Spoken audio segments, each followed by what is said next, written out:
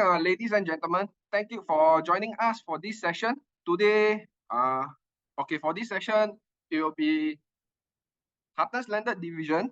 They are talking about this, introducing landed market analysis for 2023 and 2024. A little background about Willie. Okay, as you guys know, for Willie, he's the head of Huttons Landed Division. He has more than 13 years of experience in the real estate. And he founded Huttons Landed Division in 2014, which has transacted more than 300 landed properties. And he's featured in quite a lot of things, which I will show you during the next slide.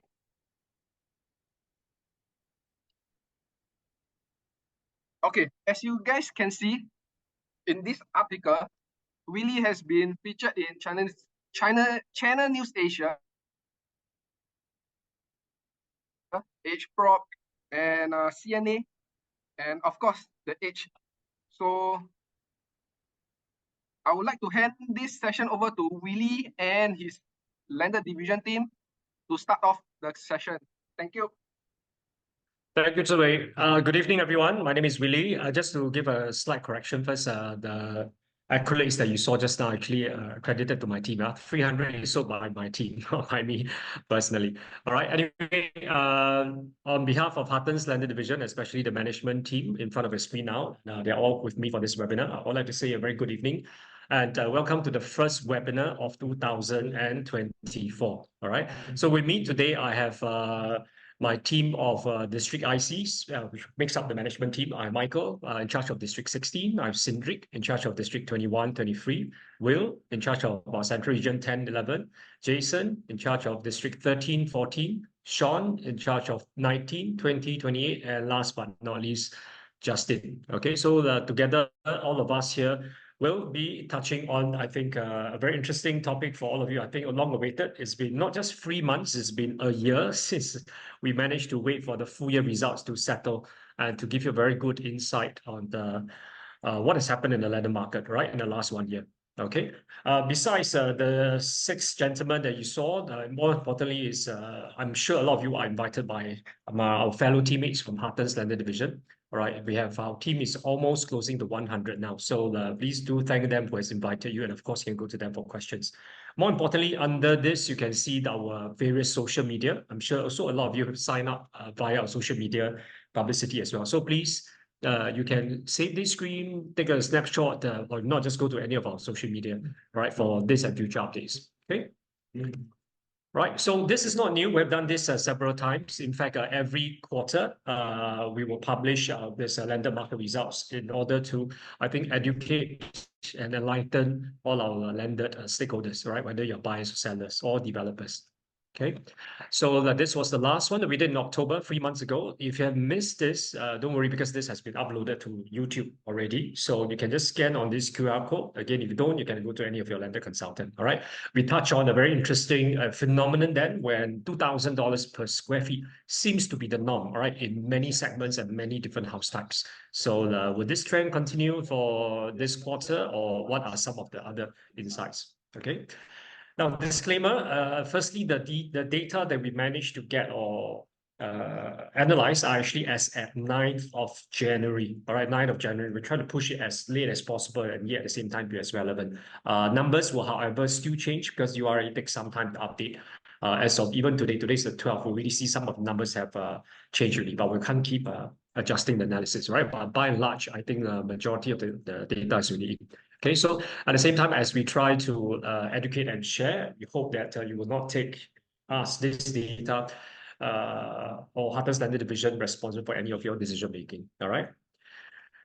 So today's topic sequence, we'll be touching on the total landed market overview first, all right, on 2023. And then we will be going by region, Northeast region, East region, Central region, West region, and then we'll be talking about this interesting topic on the outlook for 2024. All right, giving our very bold but very measured predictions of what's going to happen. And this time round versus previous webinars, we're going to allocate actually more time to Q&A. I think this is one of the feedback that we've gathered. A lot of you have some questions. We only have some time to answer some. So feel free, by the way, to just go into the chat group under Q&A. You can just post your questions there, and we will try to answer either online via text, via this Q&A portal, or we will try to address some of the interesting ones at the end. All right? Are we all ready? Maybe you all can give a thumbs up. I don't know. I think I saw some good signs now. Okay. Okay, so before we start, if this is your first time with us, you do know, I think we believe in numbers, all right?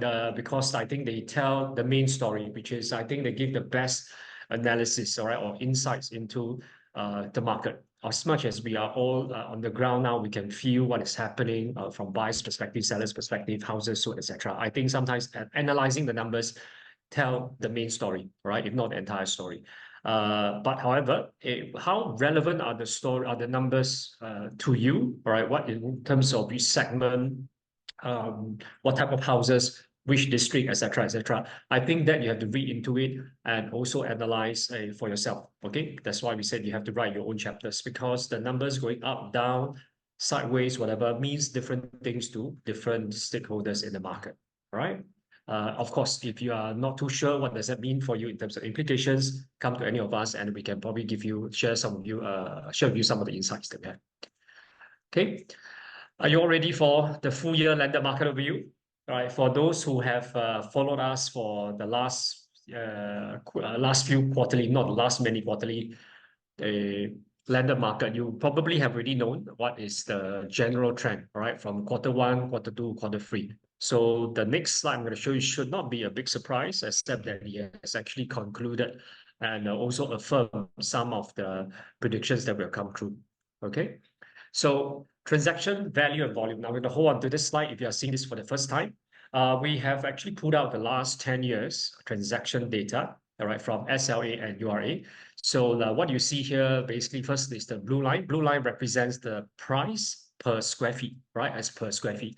And then the bars will basically indicate the volume. If you see a green means it was increasing, but it has increased versus the previous year. All right, and if it's red means it has declined versus the last year. So this should not be something new to you, because we can see these are the last 2 years. We saw a drastic increase due to COVID, and then 2022, it starts to normalize. Now, key thing is what has happened in 2023. Okay, so what we see here is price has continued to increase, all right? In fact, to 10.6%, as you see now, it has reached almost 1,009 per square feet on average across all districts, all house types, all right, including Torneo as well. And volume has dropped. For those in the market, we have felt this already as early as first quarter. It has dropped by almost a quarter, by 24%. What is interesting to take note is, for value, this is the third consecutive year of double-digit growth. All right, we grew by about 13% in 21, 22, it grew by another 11%, and then now it's about 10.6%. And volume, it is the second consecutive year of decline, right? It declined by about 40 to 40+%, 2022, and this year further decreased to 1,200 plus units. Okay, so of course, while this may seem like a very steep decline, if you refer to the past few years, pre-pandemic years, actually 1,000 to 1,002 units per year is pretty normal, right? It's pretty normal. In fact, the average for the last 10 years is probably hovering about 1,000 to 1,002, all right? Unless it drops below 1,000, then there's some cause for concern. Okay, so if you have landed fellow colleagues or corporate agents out there who thinks that 2023 was a bad year, frankly speaking, you have been with us. By the way, Huttons landed divisions have started since about 4 years ago. But my team and I, we started about 10 years ago, right? Setting up this team. This is normal, all right? 1,002 is still not the worst, okay? Right, so, but what contributed to the increase, the 10.6% and the minus 24%? We be keen to know, right? In terms of terrace, semi-D, and detached, what are the various so-called the performance of these three different areas, three different segments? Okay, so you can see the numbers here on the right. So this is value increase. From a 10.6, you can see that the growth is pretty much spread out quite evenly. All right, you have terrace at 9.5, semi-D at 10.4, and then detached at 12.4. All right, Not alarming at all, to be honest. At least it's quite an even spread. And it's also not alarming that you have terraces actually recording the highest PSF. Then the interesting thing is that's actually crossed not just 1,008, it has now crossed 1,009. All right, 1,009 per square feet. And this year, probably expected to cross 2,000 very, very soon, if not the next quarter. All right. Another interesting phenomenon is that you will see detached prices actually overtaking semi-D again. The last time this has happened is in 2021, right, when the market was extremely robust, especially in the high-end GCB market. So this year, although marginally, I think it's significant to notice that larger land size properties like detached actually recorded a higher PSF at almost 1,008 per square feet. Okay. Right. So if you're new in the market, we do have quite a lot of followers and also clients that we met even as early as December. Not sure. They know it's high. They don't know exactly why it's high. And they were still referencing like 1,005, 1,006, for example, in terms of purchase. I hope this and the subsequent slides will give you a very good idea. All right. That the numbers that you had in mind might have been too outdated already. Okay. Of course, these are basically house types across all districts and regions. So we'll give a better breakdown later. Okay. Now, by volume-wise, all has dropped. We've actually semi-D dropping the highest by 37%, followed by detached 21, and then terraces by only, I would say only relatively at -17. I think the relatively strong growth in terrace, I think gives a very good indication that a lot of people are still upgrading, right? A lot of people are still upgrading from basically condos or HDBs to terraces. Next, let's compare freehold 999 versus 99 years. I don't know how many of you here are staying in 99-year properties, but it forms about less than 50%, not wrong, all right? It still forms quite a sizable part, but I still consider very small compared to the rest. And freehold and 999 are actually increasing because of subdivision, etc. Right? So let's take a look at 99 years. 99 years wise, in terms of volume, it has dropped quite consistent with the market by 22%, and value it has actually increased more significantly versus the 10.6 by 17.5%, crossing again another double so-called 100 jump. It's not 1,003 now, it's almost 1,342 per square feet. Okay, it's gone out of years where it's under $1,000 per square feet. A very convenient number that all of us, you can see it was hovering around 1,000 for a few years. Okay, and starting from last year, it has crossed that mark, and now who knows, this year we may cross 1,005. One main reason of this is, of course, is affordability. Although with declining leases or with lease being a factor compared to the 999 ones, 99-year properties are significantly more affordable in terms of absolute price point, of course, interest rate, your monthly installment, etc., making it a very viable if not attractive option for a lot of upgraders, okay, who finds that they are priced out from, let's say, upgrading from a condo. Okay.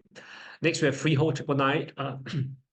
Unsuspectingly, because they form the bulk of all transactions. It mirrors basically the total Singapore's or island-wide statistics of -25 and 9.8%. All right. So remember, we talked about the 2,000 per square feet. That's quite near. Actually, freehold 999, we're very, very close now. Now it's 1,975 per square feet. Right, 1,975 per square feet. The next sub-segment that we can start to analyze is versus strata landed as well. By the way, all the numbers that we've derived for the sake of a consistency actually only covers strictly landed properties. Okay, but for this purpose of comparison, we also extracted out the strata landed. So if some of you are saying strata landed, you may be thinking, is it the same? Does it have the same fate as 99 years? Because they are also relatively more affordable. The answer here is very, very stark no. You can first see that the value increase is very marginal at only 3.2.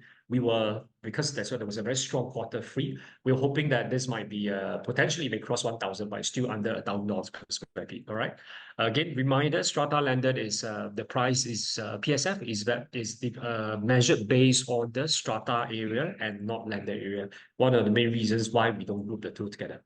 Okay, but you can see that the volume has declined by almost half, -44%. All right, -44%. But if we were to extract, I think quarter 4, hopefully that will give a good indicator of what's this year's going to come, right? Another sub-segment that we can derive, I think, in terms of the differentiation is basically the new versus resale. New houses still form probably less than 5% of all.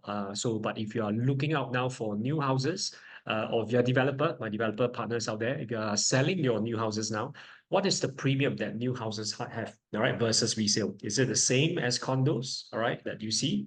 or not. So this chart will show you, you can see that resale, right, is 1834. Just now we saw basically it's very close to the national average, 10.2%, right? Volume is minus 27%. With this, you can already see because both of them add up to 100, right? So if resale drops more, that means the new houses actually does better. And by better, I mean, and this is really unexpected, a growth of 49%, right? 70 units were transacted in 2023, all right? Is this related to the cost of renovation? Is it because cost of renovation construction has gone up? Is it due to the fact that people don't want to rent because rent was very high? They prefer to get something new.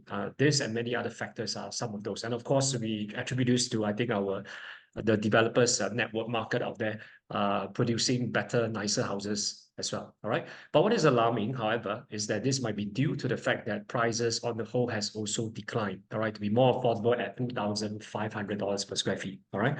While this may seem as alarm because it goes against the national price increase, but one main reason for this is the mixture of the new houses that were being built. All right. While you can see a lot are actually crossed 3,000. They were actually more expensive or higher end or even smaller houses that were sold in 2022 that incurs higher PSF than 2023, right, in general. Okay. So this is a first important summary, okay, that summarizes everything that we see just now. So with an increase of value of 10.6% minus 24. Now, for the first time as compared to the quarterly analysis, we don't have to do a lot of shortlisting or highlighting because you can see that the trends are pretty consistent, right? From here, you can see based on value 10.6, in terms of types of houses, they are quite consistent. Freehold, you can see this is 10%, 70%. So the only exception that you can see here is basically the new houses. So new houses stands out now because the direction is opposite and it's also pretty stark. All right. So we have a minus 5.2 and 49, as explained earlier. But then again, it itself being a small part of the market does not affect the whole total landed market that much. Okay. Now, another sub-segment that is outlier is the strata landed. Again, although it increased, but the value is much less, 3.2%, and the volume is much more severe in terms of the drop, right? Apart from this, you can see the other sub-segments have actually reported pretty consistent across the so-called the market, right? If there's any questions so far, you can feel free to ask. We saw some raising of hands. So there's a first few highlights. Volume dropped by 24%, value grew by 10.6%. Now, the best performing is the 99 years, 17% increase. Best performing volume are actually new houses. In terms of value, new houses did the worst, all right? They actually declined, and then in volume, it's actually strata landed, minus 44. All right, just a quick summary. Of course, the previous chart will help to summarize that as well. Is that the end on how we can analyze? No, I think we always strive to dig as much as we can to give more deeper insight so that all of us understands better. Okay, now let's now go to regions and district, which I think a lot of you will find this more relevant based on basically physically where you're staying now or the place that you want to pursue to purchase, all right? Especially if this is your first landed property. Okay, so in our analysis, we actually divide the whole island or the entire landed market into core regions and non-core regions. So core regions are actually in the northeast. There are 3 districts there. East, there are 4 districts, 13 to 16, central and west region. All right. Altogether, the 11 districts makes up about 85% of all transactions, which we feel should deserve a deeper look. Okay. So let's take a look at volume first. Okay, many numbers here. You can just look on the right side. Firstly, summary, remember it's minus 24%. Not difficult to see because it's all red. All right, it's all red. Every district basically declined. All right, except for first is you have see some outliers like district first 28. Right, district 28 declined by the least at minus 4%, which later Sean will share with you because of one launch. Okay, one particular launch that actually contributed 30 plus units. Alone, almost 30%, or in fact more than 30% of the entire year's transaction comes from this launch. Sean will share later, right? In terms of the increase that we have District 21 doing a very, very surprising turn, all right, from 47 to 60 units, a growth of 28%. District 21 will be marked by Upper Bukit Timah, Toi, Toh Tak area, and later I'll let Cedric share with you, all right? Why is that so? Is it just of course, those who are familiar there, you know, there's a huge beauty world transformation now, right? That's actually creating a lot of demand, and there's also certain spillover effect from Bukit Timah. I'll let Sindri elaborate on this later. Okay. Otherwise, you can see from here, let me see, there's a next slide. Oh, sorry, another one. Okay, so apart from those who have performed better, you see at the bottom of the ranking will be District 16, minus 41% in District 16. To be honest, we are a bit surprised because the East region on the whole generally tend to do well. But for reasons which Michael will share later, you will see that Semi-East, for certain reason, okay, has actually contributed to a huge drop. I think was by minus 50%, if I'm not wrong. All right, and it's also across freehold, 999, and 99-year houses as well. For us in the market, one reason is that there are just less houses on sale in District 16. Is it because you're staying put due to certain developments in the area? If you're staying there and you know people are not selling, you can also let us know. Yeah. Otherwise, the rest will be pretty similar, double digit, but between 10 to 20+%. Okay. Now let's take a look at value, which some of you will be more concerned about. So remember, so core districts remain more popular. Sorry, over here. Okay, minus 21 compared. Oh, sorry. Let me just go back to this. Over here, you can also see at the bottom is a summary. All right. So the core districts, this 11 regions. All right. 11 districts. The drop is minus 21% versus the total market minus 24, which means that this 11 districts actually did slightly better, relatively better, right? A drop from 1,003 to about 1,000 units. But the non-core districts, which are the rest that my team and I, we don't focus on, which also I think accounts for a smaller part. Now it's about 20%. Right, it used to be about 20% of the whole market. So it's minus 39%. So I think the popularity of the core districts remain pretty intact, if not growing over the last year, right? Versus the less popular districts. When I say less popular, please do not be offended for those who are staying here. It just means, I think, in terms of generally the market demand, or maybe because there are less people who are selling there as well, all right? But in terms of numbers wise, they make up a much smaller number. Okay, just in pure supply, they are much less. Okay, so the next summary you can see is in terms of core districts, they're minus 21%, non-core minus 39. Exception in core districts, basically the entire East region, all right, it's a minus 24, actually almost minus 30%, but that's contributed mainly by District 16. Okay, now let's take a look at value, right? Do you remember the minus 10.6%? 10.6% total Singapore. So again, we do the same indication here. You can see on the right is a positive throughout almost every district increase, right, by single digit, with the exception of, again, District 28, like I mentioned earlier, fair part, more than 30% of the contribution actually through a new launch. And new launches actually demand higher per square feet, right? And when I say higher, you can see the stark difference is almost a 40, so-called $400 per square feet difference from 1,005 all the way to 1,009, right? All the way to 1,009. So garnering District 28, basically the fastest grower or the largest grower by 26%. Right, then you also have District 11. All right, there's a coincidental 11% increase at 2,550. One main reason is also the presence of more new launches there as well, despite being at a low, occupying a smaller percentage, but the value that they were transacted at was really a huge departure from, I think, the average prices. Okay, apart from these two double digit, the rest are single digit growth. And if I were to add up all the core districts together, you can see that actually compared to Singapore, the growth is actually only 8.8%. Okay, 8.8%. Remember, this is a zero-sum game, so which means that the non-core districts actually grew better. How well did they grow? Let's take a look. These are the non-core districts. Okay, you see some basically almost all districts in the non-core, that means the rest of the other districts recorded double-digit growth. Right, double-digit growth with the exception of District 8 and 12, right? But one point you take note of is that also the per square feet is generally lower. It's more on the lower side, right? So it could be affordability that drives, I think, more buyers to consider. I think these more far-flung areas, not so popular, but in terms of affordability-wise, they could actually help to attract more buyers over, all right? So compared to the core districts, actually, their growth is about 9.1%, okay? 9.1%. Any questions so far? Right, if not, I will continue. So you can see non-core districts by plus 9 plus 1, and then core is 8 plus 8, right? Then District 20 and District 11 grew the most. Now, the next few slides is something that we introduced just about maybe two webinars ago. Okay, that gives us, I think, an even more interesting insight into how do we look at prices of houses, all right, besides just per square feet. Okay, besides just per square feet. Will you be interested to know? Just now we mentioned almost 1,009, right? 1,800 plus. What does it mean in terms of average value, right? What is the average price of a landed property that's being transacted in Singapore now? Anyone want to make a guess? Do you think that has increased? Bear in mind, this is a different, though related, totally different price indicator altogether, right? A PSF may not definitely relate to, let's say, the average price, all right? Average price could be like, maybe you can make a guess, is 5 million, 4 million, etc. Yeah. So this slide, okay, I'm going to show you more numbers here. I'm going to pause here for a while because there are more numbers here.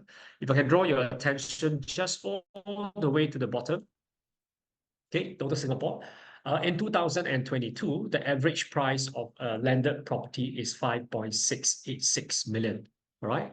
All types, all right? All types of property across the 1,000 plus units divided by the value, average price is 5.6. And last year, 2023, the price increased marginally, okay, to 5.784, right? 5.7. So the growth is actually 2% increase, okay? 2% increase. Now, does 2% sound alarming to you? Because, mind you, the PSF was actually 10.6%, right? 10.6%. So where is the discrepancy? This number here, right, will explain it. The average size, however, has dropped, okay, from a 3,478 to now 3,002.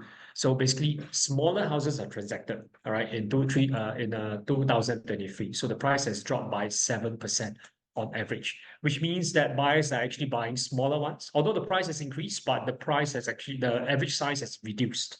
Okay, has reduced more. So again, if the word affordability or the concept or the concern of affordability that is, I think, plaguing on a lot of Singaporeans' mind, this is now also reflected even among the affluent part of Singapore, right? The top 5% of the population when it comes to buying properties, all right? So this has dropped by 2 and 7. If you were to split this further into core districts and non-core districts, pardon me, okay, you can see that the core districts, right, this has also caught us by surprise because our entire team is working on the core districts. Actually, the price has not increased. It was 5.9 last year. This year is also 5.9, right? It's also 5.9, and there's actually almost no growth. So the average price has increased, but the size has dropped by -8%. Okay, average size has dropped by -8%. Whereas the other non-core, the price has actually increased further from 4.5 to 4.8 and by 7%. Now the average price is 4.8. Remember I told you that there's a difference. So now you can see a difference between basically the core and non-core. It's almost more than $1 million, all right? They being more affordable, I think that helps to, I think, draw some buyers over. Okay, so 0 minus 8, etc.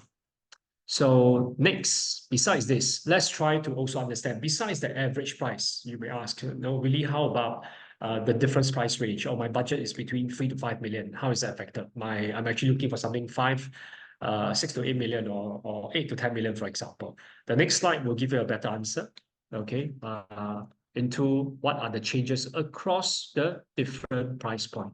So on the left, you can see below 3 million, then you have 3 to 4, so on and so forth, right? After 10, we basically break by 10 to 12, 12 to 15, etc., etc. Okay, so you see here, average PSF, average price, average size for both years. Okay, for both years. And then on the right will be the changes. Now, what's the first thing that catch your mind, your eyes should be this. Sorry, okay. You see that across almost all, with the exception of the 6 to 8 million, right? In every price range, all the prices have dropped. So all the sizes have dropped. So when we say people are buying smaller houses, this goes across all price range, not just maybe the bigger houses or the small houses, right? So it has dropped with the exception of the 6 to 8 million. There's a marginal increase of 1%. Okay. Now the next one, and then of course for average PSF is a positive across all. The exception of maybe 8 to 10 million is a bit slow, it's 0, and then 6 to 8 million, it hovers, it's almost stagnant. The rest are reflecting growth that is consistent with the overall market, right? The part I've highlighted is this very interesting phenomenon between the 12 to 20 million, the more affluent range, you actually see the PSF increasing by a whopping 22% each, right? 22% each from, for example, 1,009, now it's 2,003. 2,003, these are not small houses, by the way. 2,003 per square, because a lot of people think, oh, if you buy bigger, the PSF will go lower, right? If I bring this down to the absolute lowest one under, for example, 3 to 4 million, the inter-terraces, these are still not above 2,000 per square feet, but the larger ones like this are above 2,000, all right? 12 to 15 million one is at 2,477. In fact, that's the highest PSF across all price range. Okay, so what does this tell you? So that despite the rise in PSF, the average price has increased, okay, due to smaller houses transacted. And the average size have also reduced as well. I think this reflects, we have been seeing this in the market. People don't mind buying slightly smaller because of the budget or the price have increased. So the way to not have to spend or overspend, I think one way is to basically buy slightly smaller that's still within the budget, right? Reflecting buyers' general preferences towards slightly lower quantum and smaller houses. Okay, will this increase or continue in 2024? I think this is for all of us to foresee and predict. Okay, now the average PSF across all price ranges have increased with 12 to 20 million segment posting the largest growth of 22%. All right. So this, I hope it gives you a much more interesting insight. By the way, I think nobody in Singapore, I can dare say, besides HLD, Huttons Standard Division, dives into the numbers as much as we do. And as much as we love to, we only have two hours.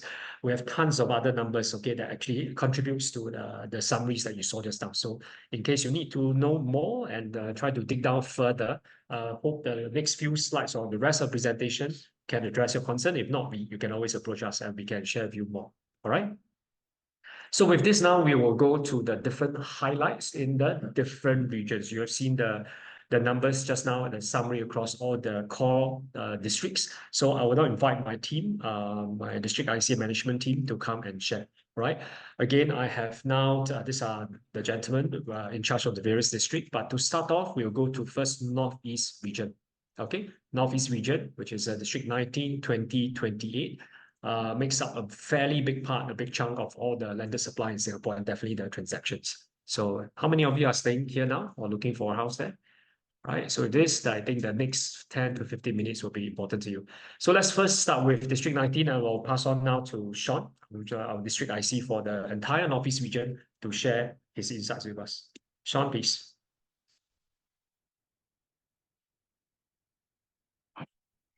Yes, thank you, Winnie.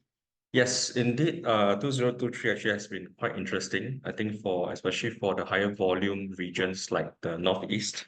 So without further ado, let's dive into the 5 key highlights for each district. Right, so District 19 itself, actually, the way we segmented, I think with every webinar we do go through, the way we classify the zones actually is based really on the number of volumes and the similarities to make the figures more pliable. Right, so first and foremost, this will be just one of the very few snapshots from a very thick compilation of all our slides, right?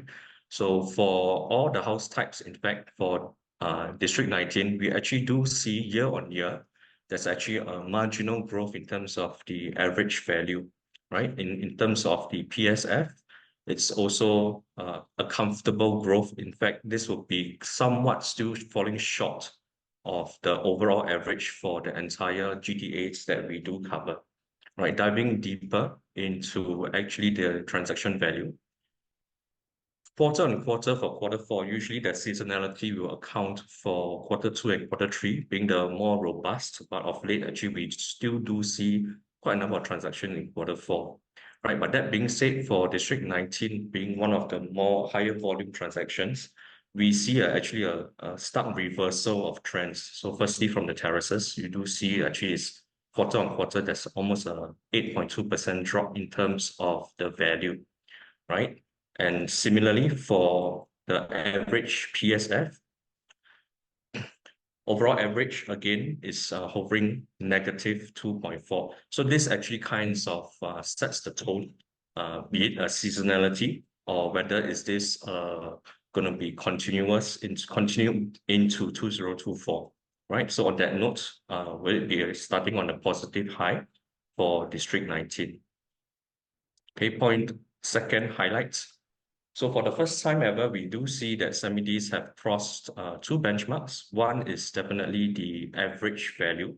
So now we are very comfortably in the range of above 5 million. And also for the PSF to actually transcend the 1,005 PSF mark. Similarly for detached, but that being said, also there's not as many transactions in situ from detached as opposed to semi-Ds and of course to the terrace for comparison. Okay, thirdly, what has been pretty not surprising would be for the performance of 99 leasehold houses. So for District 19 itself, we do see just a very marginal drop in terms of the number of transactions year on year, just a 2 difference as opposed to the other segments, we see quite a fair double-digit drop. So why is this so?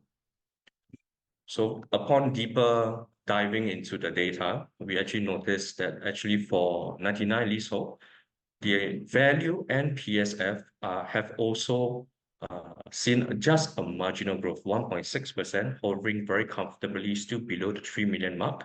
And for the PSF to inch closer and closer towards 1,004. So with that, is this affordability still one of the most important factor for first-time upgraders in terms of quantum? Okay, and point number 4.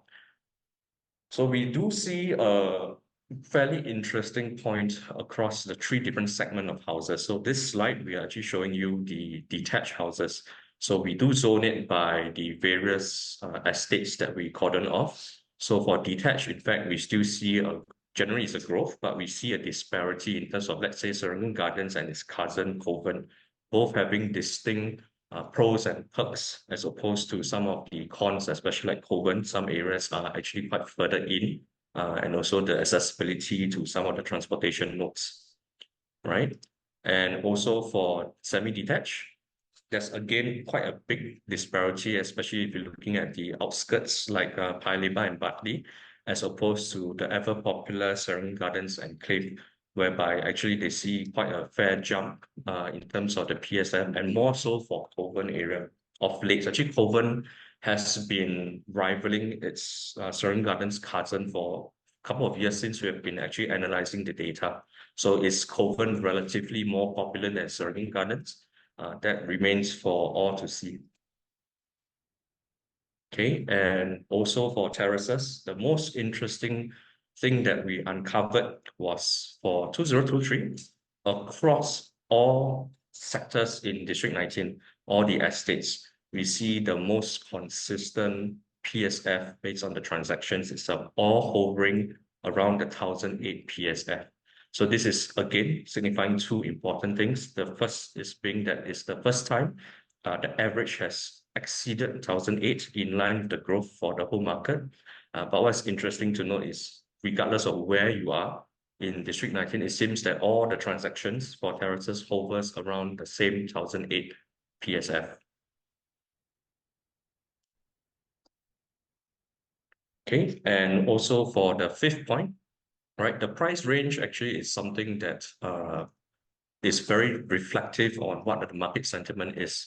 Okay, so we can see over here that the 3 to 5 million mark remains, of course, mostly terraces transactions. They still account for quite a fair bit of the total transactions year on year, right? So this will remain the so-called bulk of the entry into the landed market for District 19, right? But when you look at the PSF,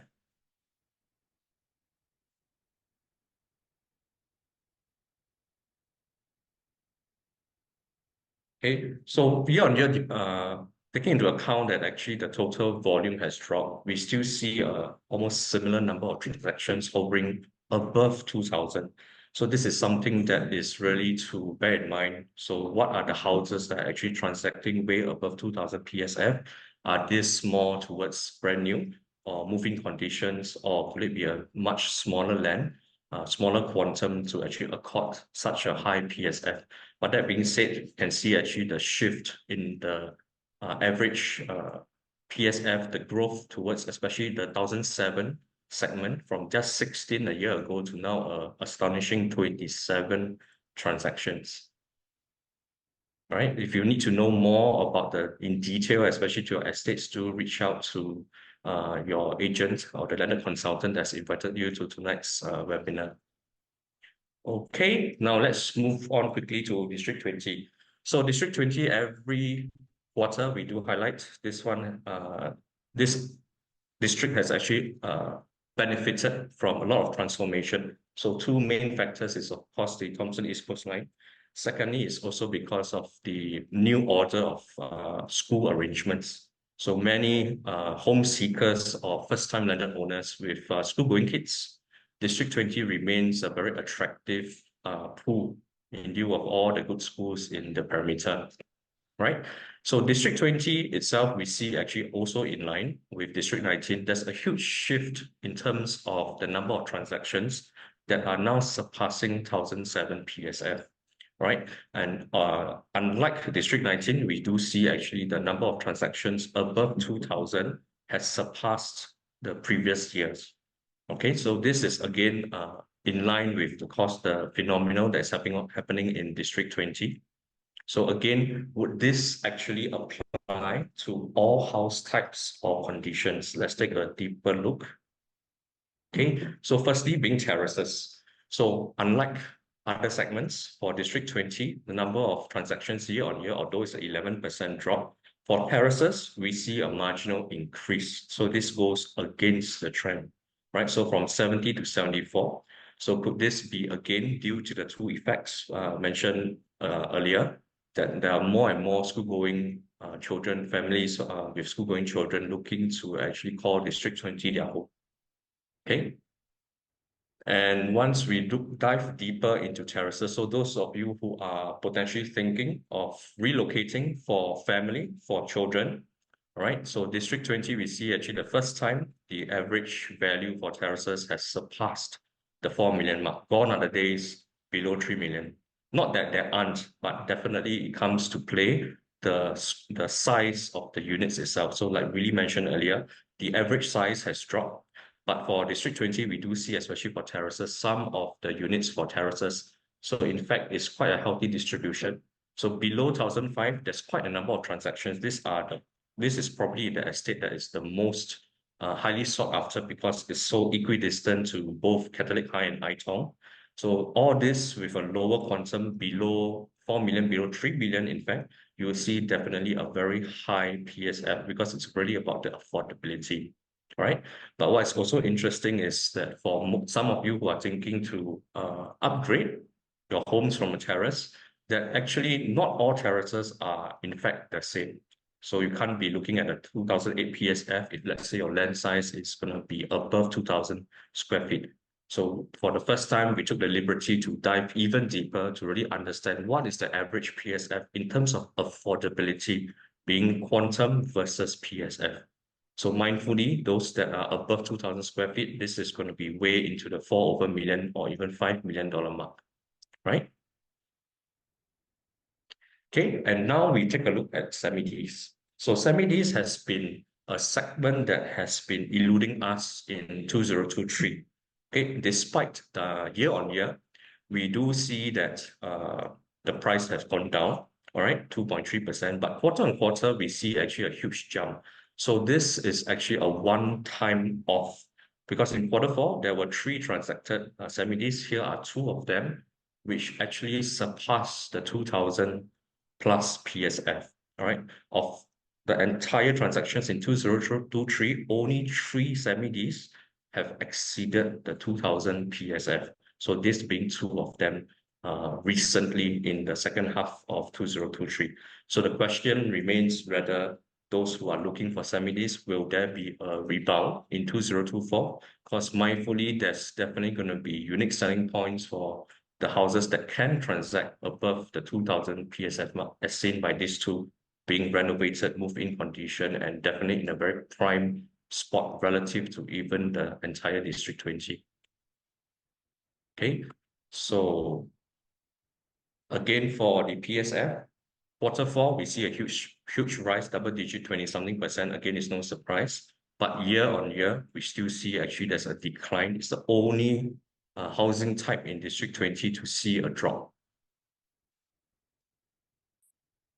Right. Then now we take a look at the quantum. So in line with the semi-Ds, where have all the higher net worth buyers gone, right? So year on year, actually from 17 to 13, those above 6 million transactions, there's actually a 23.5% drop. So this is pretty significant. So this segment of quantum definitely will affect a lot of semi-Ds and detached houses in this area. Does it really reflect the shortage of buyers, or rather should it be also in part the seller's expectations? Okay, and the last highlight, this would be first time we compiled all the brand new houses that are being sold. So those who prefer the ease of moving in without the hassle of going through this paradigm of rebuilding and all the uncertainties, again, it's a mystery to be unraveled, all right? Despite being the same district, many a times all these houses are very different and unique. Some of them being 3.5 stories, some even coming with basements, some land sizes are smaller. So these are corresponding attributes that actually contributes to the variation in terms of the PSF and definitely the quantum. But that being said, again, it seems like the terraces being the highest number of transactions still accord about 5 and 2 semi-Ds. Right, and finally on to District 28. District 28 is going to be the district that takes the most work every quarter because no thanks to the new launch in Poland Collection. All right, so District 28 actually is usually demarcated, and the demand for larger lands or relative affordability, this is the district that most buyers actually look towards. Okay, so off the bat, based on URA data, it seems to be a very stable district with only a 5% drop year on year in terms of number of transactions. And if you're a terrace homeowner, you might be rejoicing that, wow, there's so many terraces being sold in District 28, right? But looking closer and stripping away all the new launches, especially attributing only from Poland Collection. So 2022 wasn't so much diluted per se because only 4 out of 113 transactions were brand new from Poland Collection. But indeed, it has taken up steam, picked up its pace. This year, it accorded almost 1/3 of all the transactions in District 28, and most of them being terraces. So let's strip away to review all the resale transactions. So now when we look at the figures, this is something more reflective of those of you who are currently already staying in District 28. So you see actually it's one of the largest drops in terms of the number of transactions year on year. So that being said, terraces still remain pretty robust, taking just a 13% dip. But the largest drop definitely will be in the semi-detached. Okay, again, something of interest would be the demand. Why is Poland Collection or similar houses like Poland gaining speed? Okay, so for this, we actually take a look at all the transactions in the various areas that we demarcated. Luxus Hills having the highest in terms of the growth number of transactions. So is this reflective of homeowners' demand for those move-in condition houses, especially in the Northeast region? Okay, again, for the PSF wise, we see a very huge jump. And bear in mind, this is stripping away Poland. We see that those transactions above 1,008, I think for the next quarter, we will definitely need to expand above 1,008. So to review what is going to be transacting above 2,000 PSF. So just for the case of tonight's webinar, for Luxus Hills itself, actually having only 9 terraces and 2 semi-Ds. So the price range that seems to actually plateau. Terraces actually for Luxus Hill, the highest transacted is only at 4.3. All right. So again, it's demand for all this, what we coin the cookie cutter houses, still in demand. Okay, so when we look at the average quantum itself, so we actually still see in tandem, actually there's a marginal rise in terms of the affordability. Okay, so for year on year, we still see a rise from just a marginal 5 to 6% for both terraces and semi-Ds. So again, this will actually back to to the point that whether is there still a strong demand for houses that are relatively new, as opposed to those houses that are actually older, more than 5 years, or more so prime for rebuild, right? Is it a worthwhile opportunity cost to buy something that is more original and to dive into a year or two to actually rebuild, as opposed to buying something that is already almost relatively new? Okay, so for PSF as well, we see actually that for the terraces, most of the transactions, bear in mind Lexus still bearing more than 30%, is already surpassing the 2000 PSF, but this is not reflective again of the entire houses or the entire terraces in District 28. All right.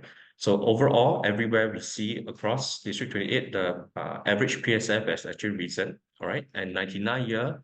Also, we see actually quite a comfortable growth from 2003 to 2008. This is in lieu again to some of the 99 cluster houses also in the area. Again, then those of you who are thinking of buying relatively cheap, all right, relative below 1000 PSF, is this a thing of the past?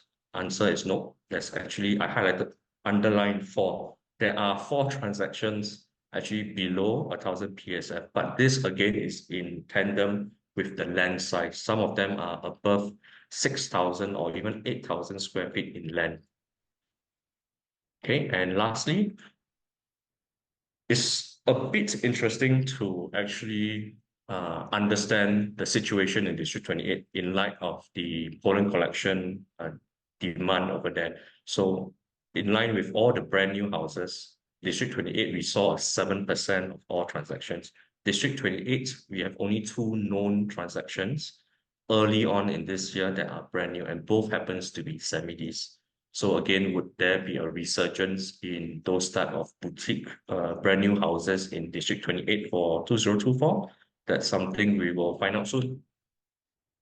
Right, with that, I'll pass on to my teammates at the East, Jason.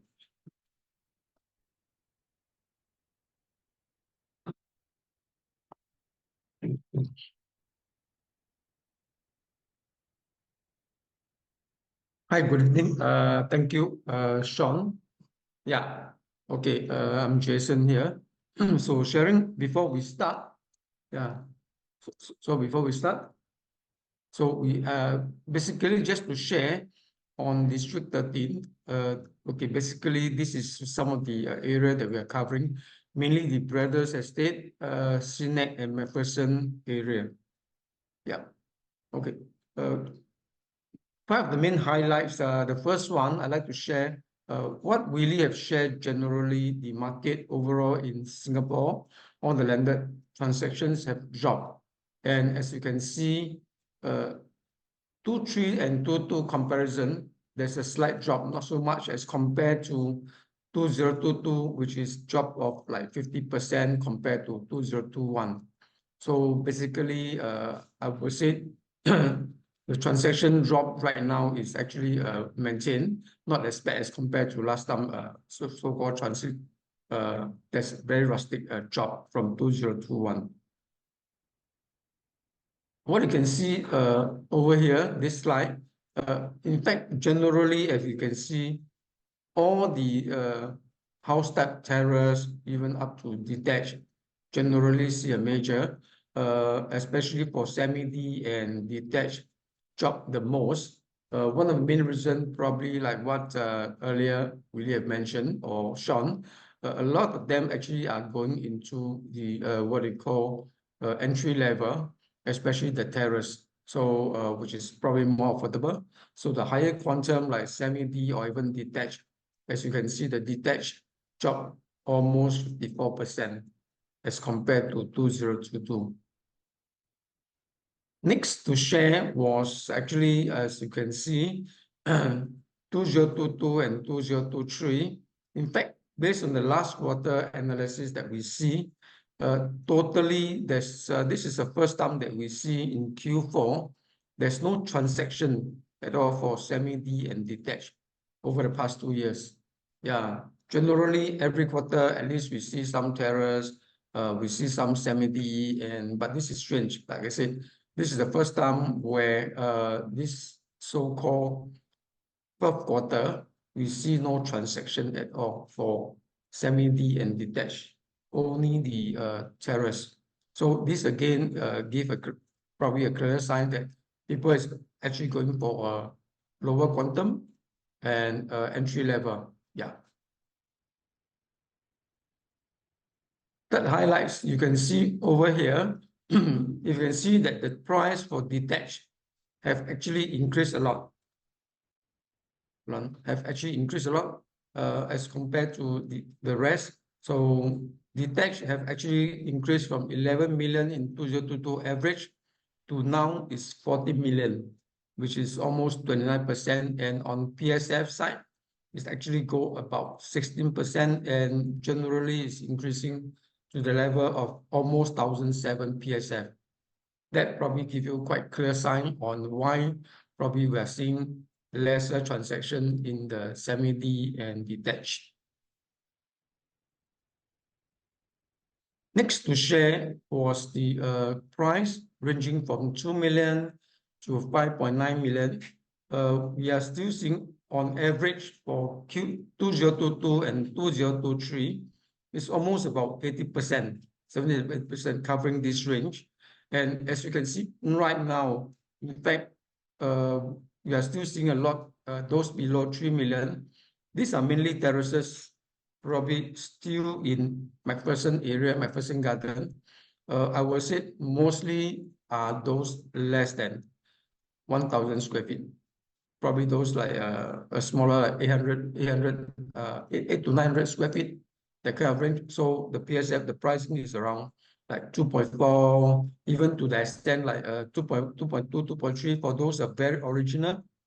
Those with actually moving condition, probably you have to fork out right now, even with the so-called land size of less than 1,000, you still probably have to get up 2.7 million right now. Yeah, so if you are getting something very basic and looking really something for less than 3 million, come to McPherson Garden Estate, talk to your consultant, they invite you, probably you can find more over there.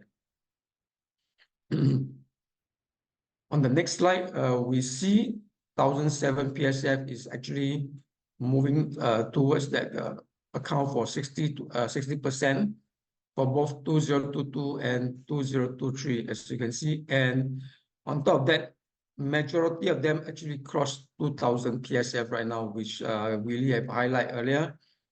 And also this is one of the trend right now. So you can see actually right now we are seeing almost 48% as compared to 2022. So this year, probably we're seeing the range of 2,000 PSF is a norm, probably. So next, I'll go into District 14. Same thing for District 14, just to share. So mainly, I think the majority of the transaction come from Kembangan and followed by Geylang. And Eunos is a very small section. So I would say probably Kembangan would take up about 70%. First highlight, again, same thing what we have shared earlier on the number of transaction. Yeah, District 14 is also not spare. So again, volume have actually slowed down, not as much as compared to 2022, minus 52%. And right now, 2022 and 2023 is a marginal drop of 11%. Not as bad. Next highlight, probably more to share.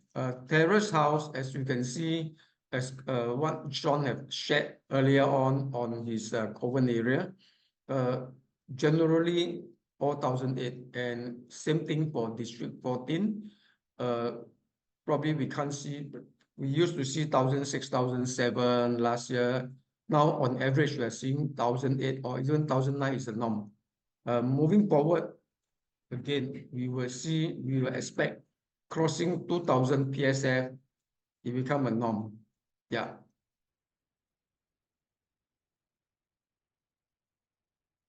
third highlights for this, actually in District 13, we see more on detached. As for in District 14, this area is terrace and more semi-Ds as compared to District 13. So you can see, likewise, right now, the increase of the semi-D price and PSF have generally actually increased and have crossed 5 million, which is 10.2% compared to 2022. So easily now crossed 5 million. And on PSF side, he have also crossed 1,006 as compared to 1,005. So semi-D price is actually quite close to not PSF. On terrace is 1,009, and semi-D now is pushing backward. Probably we will see if we continue this year, we'll probably see 1,007 because now it's 1,006 plus. Yeah. Next, on the price range, we are seeing 3 million to 5.9 million account for 80% of all transactions in both 2022 and 2023. So again, this is a norm over here because generally D14 we have more terraces and semi-D, and as mentioned earlier slide, semi-D is now into 5 million, cross 5 million. So we can see the transaction increasing also.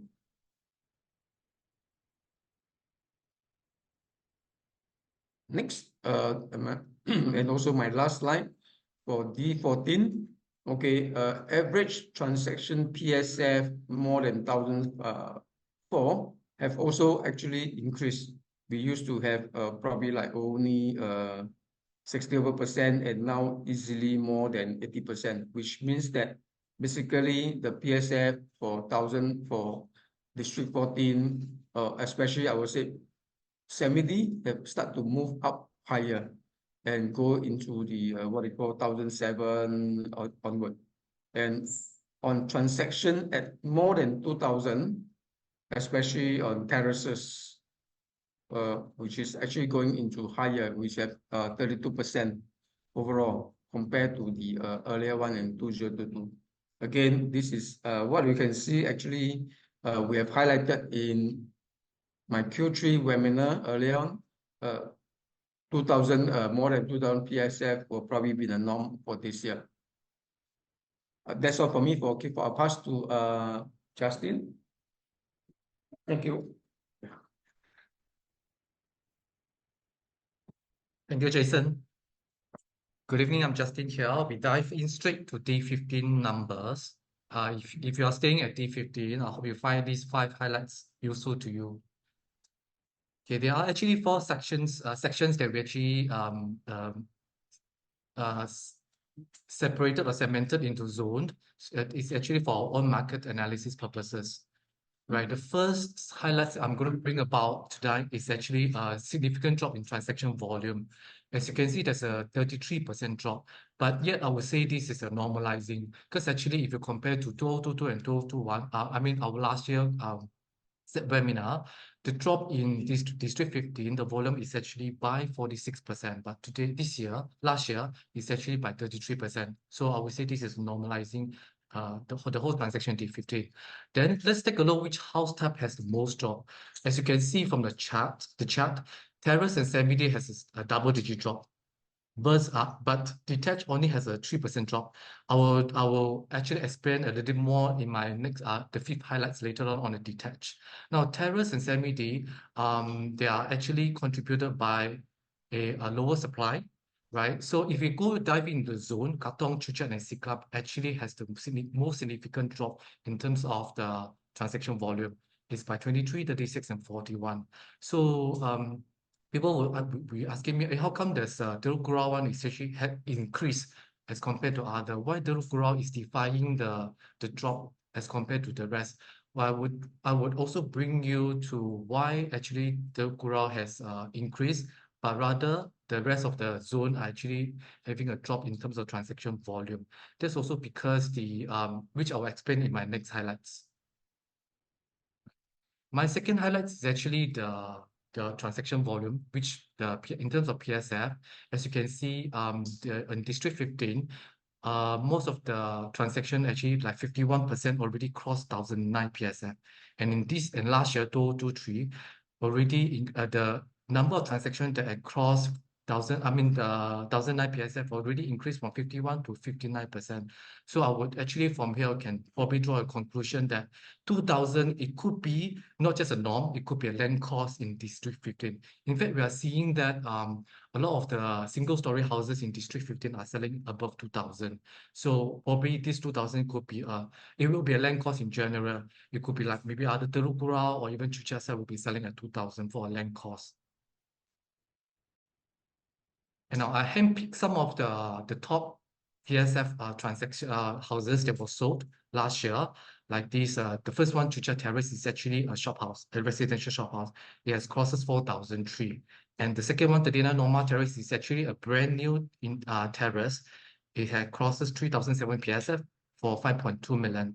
And the third one is actually also a shop house. It's a rebuilt. It's a new shop houses, also crosses to 3,007. So, but the conclusion that I can draw from here is actually like consistent to what my colleagues earlier on, what my teammates had mentioned. The quantum probably remain, but actually the sizes are actually smaller, getting smaller and smaller. So, yeah. And the next would be to answer your question, why Teluk Kurau is actually increases by 6% versus the rest of the zone, which actually drop. Now, a lot of people actually look at Teluk Kurau for terraces, to buy a landed houses there. But if you look at this chart today, right, Teluk Kurau average actually at 4.5 million. It actually increased by 27.5% year on year. As compared to Siglap and Chuchat, it actually has the most increase. But why Teluk Kurau, right? So let's take a look at this. Oh, okay. Let me go back to the chart again. 4.5, right? Okay, what I can draw from here is actually in why Teluk Kurau. Okay, I will bring you to the next chart first, the PSF. Now this is the answer. When you look at Teluk Kurau, it's actually cheaper in PSF as compared to the rest. And not only that, because of the PSF is cheaper, what I can see from the last year data is actually they are getting a bigger size.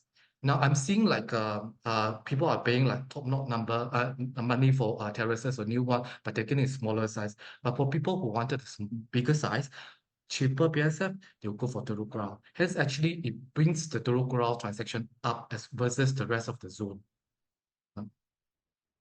Then you can see from here as well, if I break the terraces into the 4 zones, the Teluk Kurau actually has a 250% increase from 4 to 14 units.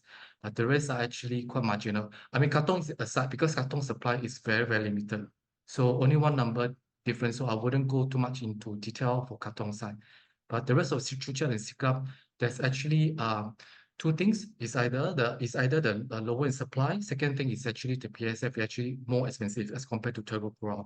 And Teluk Kurau, there are certain sections where actually closer to good school like Tau Nan School, Nian Primary, where people are looking into the area as well. Now, if a question always asks us then, in that case, do I have any other choice like apart from Teluk Kurau? Yes, we do. So tonight I'm going to show you some of the houses that we have. We are marketing. Now, this is like at Chuchat side, like 2-story houses.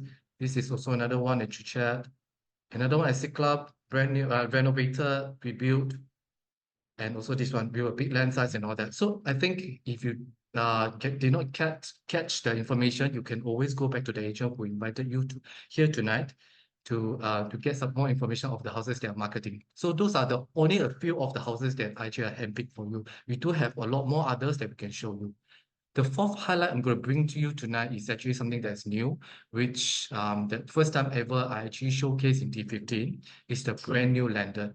So as you can see, there's actually a 33% drop. But what about the brand new landed? Are people still buying brand new landed in T15? Now, actually, as you can see that although the transaction has dropped, right, from 12 in 2022 to 5 in 2023, a 58% drop. But actually, all this doesn't mean anything because, supply, all this sometimes is by the boutique developer. It really depends on whether there's a supply of land to developer to build. And the more that now the land cost has gone up, developers are very cautious. Like they can't, they are very cautious in terms of buying the land to build. Now, that's why you see a lot more new one landed houses are going way above, like even close to inching to 4,000 PSF. Now, let's take a look at the value. Interestingly, as you can see, the terrace house, the new one averagely is about 6.22 or even 5.5 in 2023. Well, this number is using as a guide. I mean, this is not going to represent anything because, as I say, because of the transaction volume, that's why the number is just can be used as a guide. But of course, you can ask me like the PSF, this is something you can look into. Like terrace is already 2005, semi-D 2001. There's a drop in terms of the semi-D in PSF, right? Is actually contributed very because of some of the newer or the older type of developer bought the land actually cheaper, so actually they sell it as a much lesser PSF. But detached, interestingly, you can see it's actually higher as compared to semi-D and terrace. It's actually above 3,000. So getting a brand new detached in D15, you are looking at above 3,000 PSF. And there are not many. But not to worry, if you're looking for any brand new houses here, we have a lot here. Now this one, Katong, already TOP, ready to move in. The next one, we have this. We have this. We also have this. And this is not all. This is just a few that I'm going to showcase here tonight. Again, you can go back to the agent to ask us for more information. Okay. Now, the fifth and the last highlight I'm going to bring you tonight is actually that the demand. This actually go back to my first chart. I say the all house type has dropped double digit, but detached is not, only by about 3% marginal, because it's detached house in D15 are still very sought after. You can see from this chart, right? Anything that's more than 10 to 20 millions, it actually increases from 7 to 11%. Despite that, there actually a drop in the total District 15 volume of transaction by 33%. There's still a lot of demands for detached houses in D15. But I see the affluent here, they are not so much impacted by all this, like a height of interest rate and all that. They are looking for a good land size to buy, or even for investment, because actually the capital appreciation, as you can see in the past, detached actually give you a lot more capital preservations. Now, these are some of the houses that are also to show you was sold. Like the first 61 Wilkinson, which was actually showcased in newspaper, that was sold at 2,001 PSF, buying pure land cost. The next one, 7,000 Margate, Branson 6,006. 2B East Coast is actually a brand new detached. And the last LaSalle Street, which opposite is a St. Stephen's School. So these are the PSF they're looking at. Of course, if you're looking at the Katong one, you have to prepare to pay at least 2,002 if it's original house, right? And above. So yeah, I mean, these are not only that, we also have some of the houses that we are selling also in resale. So come to us if you need to know what are the houses that are marketing. Okay, so everyone, thank you so much for tonight. I'm going to pass on to Michael for District 16.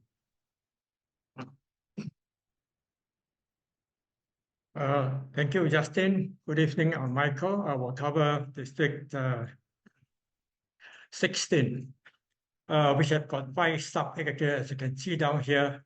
What I want to share here is that when Thompson East Coast Line is up this year, there will be 3 MRT stations that will enhance the value of property in this sector. One is the Bayshore over here.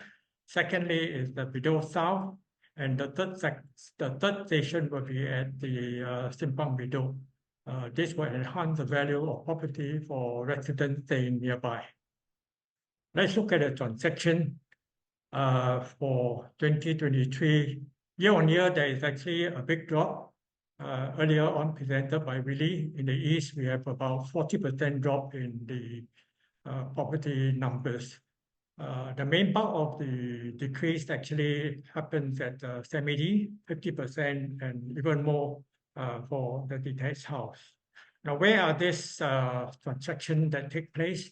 As you can see from this slide, almost all the area, the left, you can see here, saw a drop substantially close to 50%, except for one area, that is the Bigview area. But what is interesting here is all the transaction, there's one area that has consistently high transaction volume, and this is the Q Drive Limau area.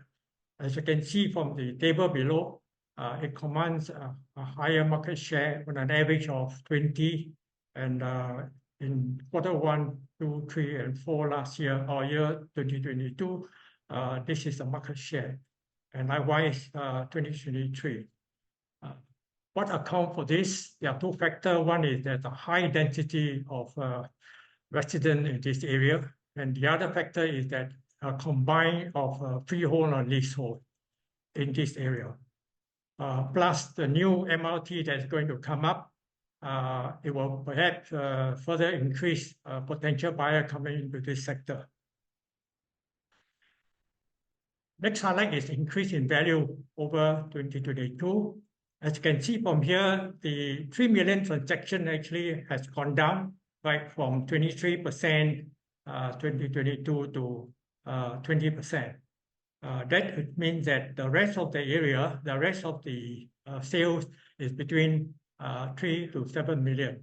The bulk of it is 70%. And again, if you look at the breakdown at the bottom, 73 versus 71. And the last one is at the high-end one, above 7 million, quite consistent. So overall, there is an increase in value in the 616. Now, the third sharing here is that higher transaction in PS, both in terrace as well as in detached houses. You can see where are these transactions that take place for terrace houses. Significant to note is the standard Lucky High area has got the highest PSF transaction. It actually goes above the 2,000 PSF, right? And this is significant because it actually adds on to the overall value of the terrace houses. In the case of detached, we have got this area, Q Drive, Jalan Limau, for an increase of 34%, as well as the Harvey Avenue, Sunbird area, 24%. And that the whole actually transaction has had increased value. If you look at PSF wise, right, there is this so-called less transaction below the 1,000 PSF from 20% to the 30%. And then further down, the transaction from 1,001 to 1,005, also you see an increase, right, from 35 to 45%. And the last brand at the bottom is transaction above 1,005. Similarly, we see an increase 40% over 35 in 2022. Now, the next factor that I would like to share with you is significant rise in detached price and PSF. From here, you can see the contributing factor is actually transaction that take place in second quarter of 2023. And so is the PSF price has also gone up, right? Now, detached transaction, you can see down here, the Q Drive, Jalan Limau has contributed to it. The increase in price in detached house, you can see down here, it helps to bring it up. So overall, the PSF has also gone up. Now, this is the highest transaction that we have in District 16, detached house that was transacted at 16.3 mil as compared to the year before. It was transacted at 14.68 mil. The last sharing is highlight is the widening of the gap in leasehold and freehold property. You can see from here, for 2022, the gap is 2.467 million. And same for the 2023 is 2.066 mil. For PSFY, there is also a gap of, for year 2022 is 547 PSF different. But there is a narrowing up in 2023. This is attribute to the increase in property that is for lease price that is that is presented. What I will show you now is that entry price for property that is 99 years versus the freehold.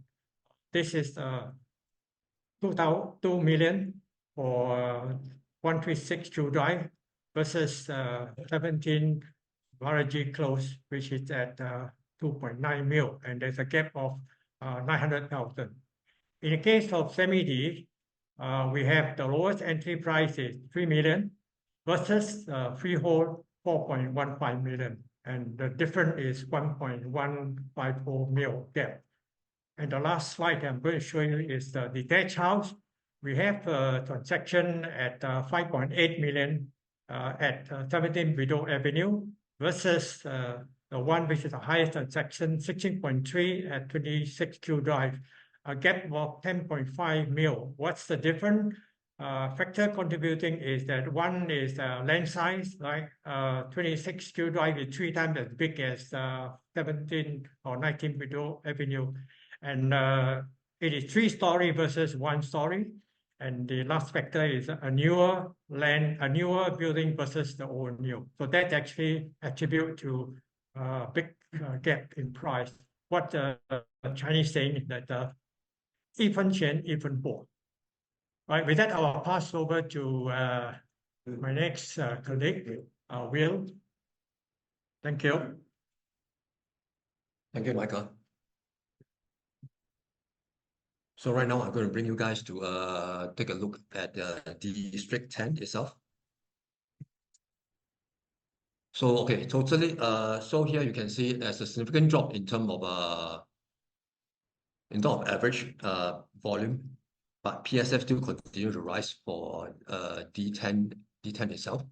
Okay, but of which you can take a look where we have a significant drop for GCB by almost 61%. That's the biggest drop within this region in D10.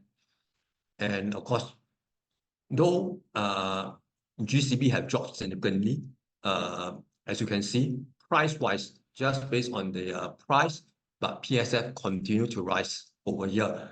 But if I'm going to take away this outlier, which is this plot of land over at Holland, which is facing the main road, so-called detached within the ZCBA, with a land size smaller than that. Okay, so average price should over for this Q4 should be around 26.26 million.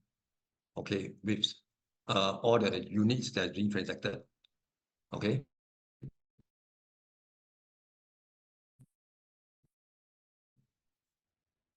The average, but if I'm going to take out all this, the outlier, you should reflect about 20 in terms of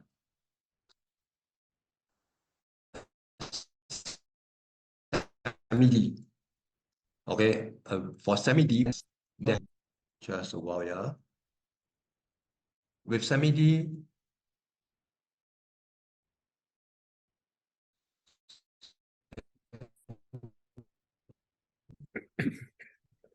what Will and a lot of my teammates have done, you notice we try just to extract the outliers, right? Some a lot of transactions that may create distortions, unnecessary distortions that may project, I think, a very unfair view of basically the market.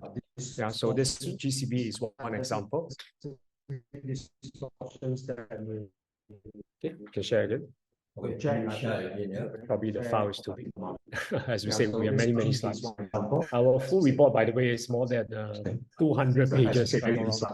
So understandable. Okay, we will start to resume. Stop share again. Sorry. Okay, just a minute, yeah.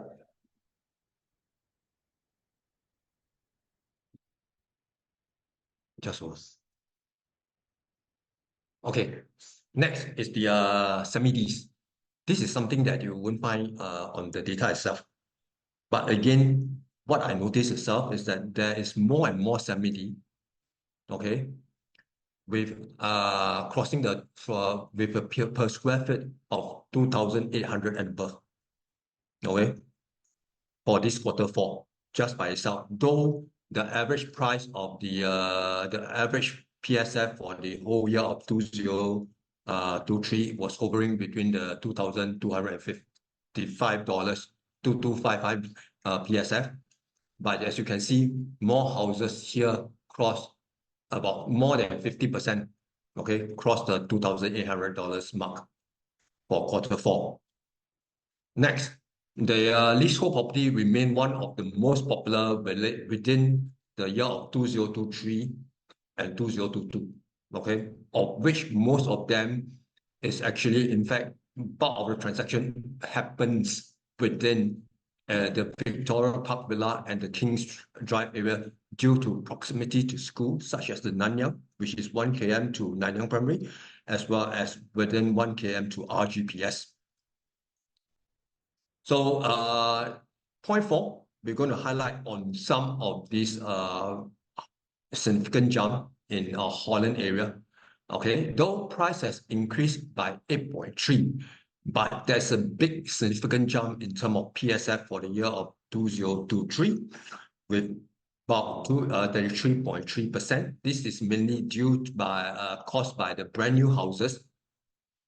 Okay, within the Holland area, these 2 units has transacted at 3,600 and above, and of course the most significant unit that's been sold, okay, was transacted at 4,003, and this isn't a new thing in central Bukit Timah, which I will show you to you guys in the next slide over at D11. Okay, next. So as mentioned, PSF continue to rise, even the volume had dropped, okay, by a good 40%. As you can see, on the average right now in the year of 2023, we see more houses on the average transact at 2003 to about 2005, this range, below 2005, this range. While last year, bulk of them is hovering between the 2,000 mark to to more than 3,000. But okay, and of course you will see bulk of it. Okay, the other huge amount that's happening between the 2008 to 3,000. This is mainly due by the brand new houses, and of course more houses within Bukit Timah has really mint condition house has really crossed the mark of 2008. Okay, and of course, the next is a small little portion here. The 1,600 range is mainly the leasehold 99 leasehold property. So for District 11, the other side of Bukit Timah, which is on the Swiss Club side, the Turf Club City, all the way stretched out to Novena area. Okay. So here you can see the demand for detached home with good size land above 5,000 square feet. Okay. In fact, detached home over this area has increased significantly by 50% compared to last year. Okay, in the year of 2023 compared to the year of 2022. And you can see the average price, the average PSF has increased by 35 and 25.9 respectively in terms for PSF. Okay, all of which this one whole year of 2023, there's total 18 units that's being transacted, and of 13 units are with land size above the 5,000. So this what it means is that people within this area are looking for good size land, okay, good size palatable land where they can build or even stay in. Next, coming down to the GCB within the D11, okay, again, total 6 houses that's being sold in the year of 2023. If I'm going to exclude this outlier, 100B Ingneo Avenue, which is a leasehold GCB within that area, okay, in fact, Ingneo, most of the GCB around there are freehold, except for this, okay, which is the only leasehold property within the GCBA zoning. Okay, if I'm going to remove this, you will see that the average price of all GCB that's being transacted hover between the 26 million mark at an average PSF of 2,109. Okay, so I would say in terms of average PSF, it remained quite flat if you're going to include 100B in New Avenue. Okay, next, the appetite. Again, we continue on the appetite of a good sized land into semi-Ds. Now for semi-Ds, what I also realized that even though with there's more than 50% transacted in the year of 2023 with a land size of more than 3,600, of which the lowest, okay, is at 1,000, is less than 1,500.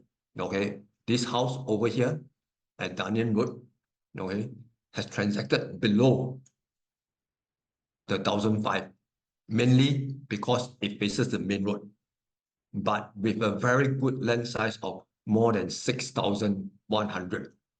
Yeah, if you don't mind staying next to main road, you probably will get some very attractive deals right over there. Okay, and the other thing, the highest PSF that's being transacted is actually a brand new freehold semi-D, okay, with quite a similar land size of 3,100. I'm sorry, a land size of about 3,006. Okay, let's have a look here. Okay, next, the strengthening of value and volume. Okay, in the year of 2022, we will see prices hovering between the 5 million mark to more than 20 million. This time round, most of the house that's being transacted starts from 7 mil onwards. With, I would say, in the year of 2022, the average PSF was somewhere around 2,200 to not more than 2,300. And of course, mainly you will see for these 2 years, the similar thing for these 2 years is that there's more houses that's being transacted across the 3,000 mark. And for 2023, okay, the average price for this for last year is somewhere hovering between the $2,600 to $2,700 mark. Okay, and this is the thing that I mentioned earlier in my earlier chart. Seeing a high PSF like $4,370 isn't something that is not not familiar with, because this house at 1B Chancery Lane transacted in Q1 earlier 2023 has crossed the $4,400 per PSF. So this ends my chart here for D10 and D11. Next, I'm going to hand over to my colleague Cindric, who will elaborate more on District 21 as well as 23. Cindric, please. Thanks, Will. Hi, I'm Cindric, and I'm here to talk very quickly in the essence of time, District 21. I shall not go through the map due to time factor. First, jump quickly to the point I want to highlight. Okay, for D21, the semi-Ds still, consistently the most popular house type over here. So as you can see, the semi-D comprise, actually make up of consistently 43% in terms of weightage for the proportions of houses transacted for both 22 and year 23. Okay. And if you look at the terrace house, actually they are inching close behind the semi-Ds. So these two are actually very popular type of houses for District 21. So with the increase of land costs or landed properties, will this terrace house transaction volume actually overtake the semi-D in 2024? So that's something I think we'll watch out for. Okay. The next highlight I want to point out is that the popular locations for house hunters within District 21. Okay. Consistently also for both years, Toi and Danyan takes the cake. And they actually make up about 70% of the total volume of transactions for both years. Okay, so these two are the most popular locations. So with its proximity to good schools affordable price as compared to, sorry, not Sunset, the affordable price range compared to the central region houses in D21 and D10. In D11 and D10, and the upcoming beauty world transformation. I believe these are all pull factors for people buying properties in D21, especially these two popular zones within D21. This may very much create an increase in transaction volume down the road. In fact, because the beauty world transformation is already ongoing, so I believe this may even affect the whole district for in terms of their number of houses. We call this a spillover effect of those buying landed houses that will spill over into District 21, especially, Upper Danian is still the Bukit Timah zip code. So those who are looking for more budget-friendly, but yet still houses, but yet still want to stay within the Bukit Timah zip code, then Upper Danian is really a very popular option choice for them to consider. Okay, the third highlight I want to point out is that the average prices across all the house types are all reaching 2,000 per square foot. So if you look at this price chart for the value above, you look at all the different house type. Okay, they're all coming closer and closer to 2,000 PSF. And in fact, if you look at the 999 houses, they've already crossed 2,000 per square foot since 2022. All right. So this is a common trend for District 21 right now. The fourth thing I want to highlight is that the significant price growth by the semi-D type of houses and the detached house types.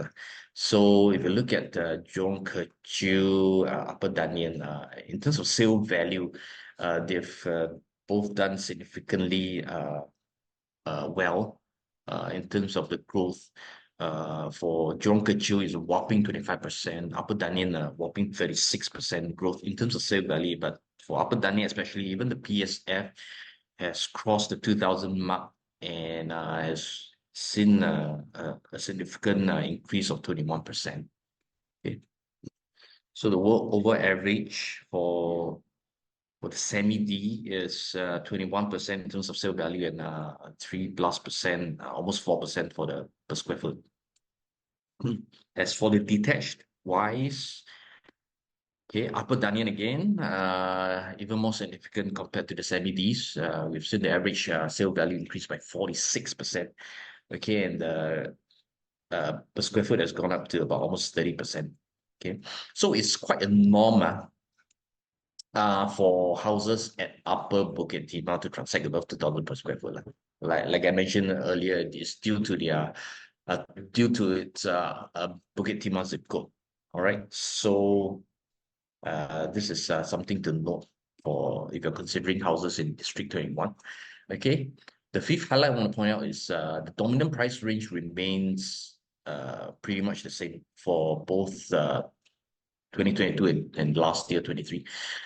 Okay, sorry, the dominant price range remained the same, but the PSF has actually increased. So okay, for 2022, you notice the bulk of the houses were transacted between the 3 million to just below 6 million price margin, and also for the newer houses or better zip code houses, they were transacting between 8 mil to just below 50 mil. Right. So not much changes also for last year, 2023. However, if you look at the next, all right. Sorry, and all these account for about 70% of all the transactions for both years, right? Whereas if you look at the dominant PSF wise, okay, those houses transacted more than 1,800 PSF for 20. The weightage is about, the proportion is about 45% for 2022, whereas for 2023, the proportion has gone up. Okay, that means more houses are costing higher in terms of PSF. All right, so the proportion has gone up from 45% to 55%. Okay, so that's all I have for you, the 5 highlights for District 21. Let's move on quickly to District 23. Once again, in essence of time, I shall not go through the map, okay, where all the houses are. Okay, the first thing I want to highlight to you is the 99-year leasehold houses outperforming the 999 and the freehold ones in terms of both volume and value for District 23, right? You look at the freehold and the 999, the weightage is about 50%, whereas the 99-year leasehold houses account for more than 50% for the transactions for last year, 2023. Okay, not only in terms of volume, it is outperformed. In terms of value-wise, it's also outperformed the freeholds and the 999 houses. Okay, you've seen some sale value drop for both categories, whereas the 99-year leasehold ones are witnessing a growth in terms of sales value and also the per square foot. Okay, so this is the trend for District 23.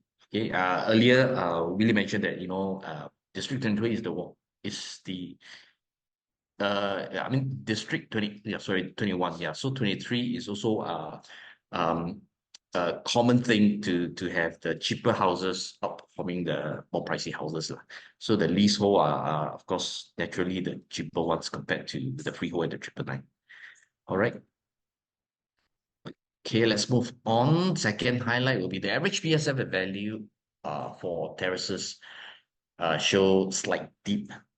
Okay, so not significant, but just a little bit deep in terms of sale value and PSF. Now, this is actually could be good news because D23, if you're familiar with D23, it caters more to those upgraders, mass market, so-called a mass market landed buyers.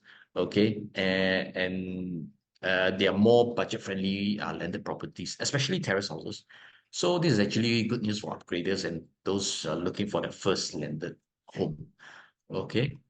Now, in terms of the volume, as you can see, for 22, it counts for 60%. And then for last year, there are more, in terms of weightage-wise, there are more people looking for terrace house. Okay. So the trend, District 23, 99, takes the cake for in terms of volume and value and terrace house. Okay, so be it freehold or 999, terrace house being more entry level landed properties, and District 23 being a more budget friendly district. So this is a very common thing if you come to District 23 to look for houses, right? Now, the third thing I want to highlight is the average value of semi-Ds has grown across all zones. So we are looking at this semi-D price chart right now, the value. Okay, you see for all the zones within District 23, the semi-Ds are doing pretty well. Okay, it's seen growth, versus the previous year. Okay. And the thing to highlight is for Choa Chu Kang and Hillview especially, not only has the sale value increased, but the price in terms of PSF has also grown pretty significantly. For Choa Chu Kang, the semi-Ds have, the average price for the semi-Ds have crossed 1,600 per square foot already. Whereas for Hillview, the semi-D have not only crossed 5 million quantum price, but the PSF has gone up to above 1,700 per square foot. Okay. And okay, then this fourth highlight is quite interesting. The short remaining tenure 99-year leasehold houses are actually still selling. Now, if you're familiar with District 23, there's this particular zone, we classify it under others. Okay, it's at this behind, right behind this Hillview, right behind this, sorry, Rail Mall area. It's called Jalan Uji, Jalan Ajas, Jalan Asas, Jalan Tampu. So this particular zone, the lease of the houses there are only are left with just 22 years. But surprisingly, there are still transactions. There are still people looking for houses at this area. Okay. So, and it's actually still, in terms of sale value and PSF, they're actually still growing. So, yeah. So despite the fact that remaining lease is just down to 22 years, I would very much like to find out and listen to hear out from if I get the chance to talk to all these buyers, why would they still consider? Because mind you, for lease that is below, I think 40 years, you cannot get loan to service a mortgage. So that means all these people buying all these houses are paying cash. So it's quite interesting thing. And yet they still buy $1 million for a landed house where the lease is just 22 years. It could be probably living out the remaining days of their retirement life, or probably they find it, it's good to collect rent or house their construction workers. But I'm not so sure. Yeah, so it's actually something a bit puzzling to me. Like, why would people still,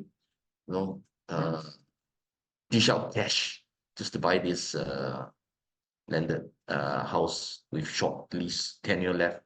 Right. So, but this is a interesting trend for District 23.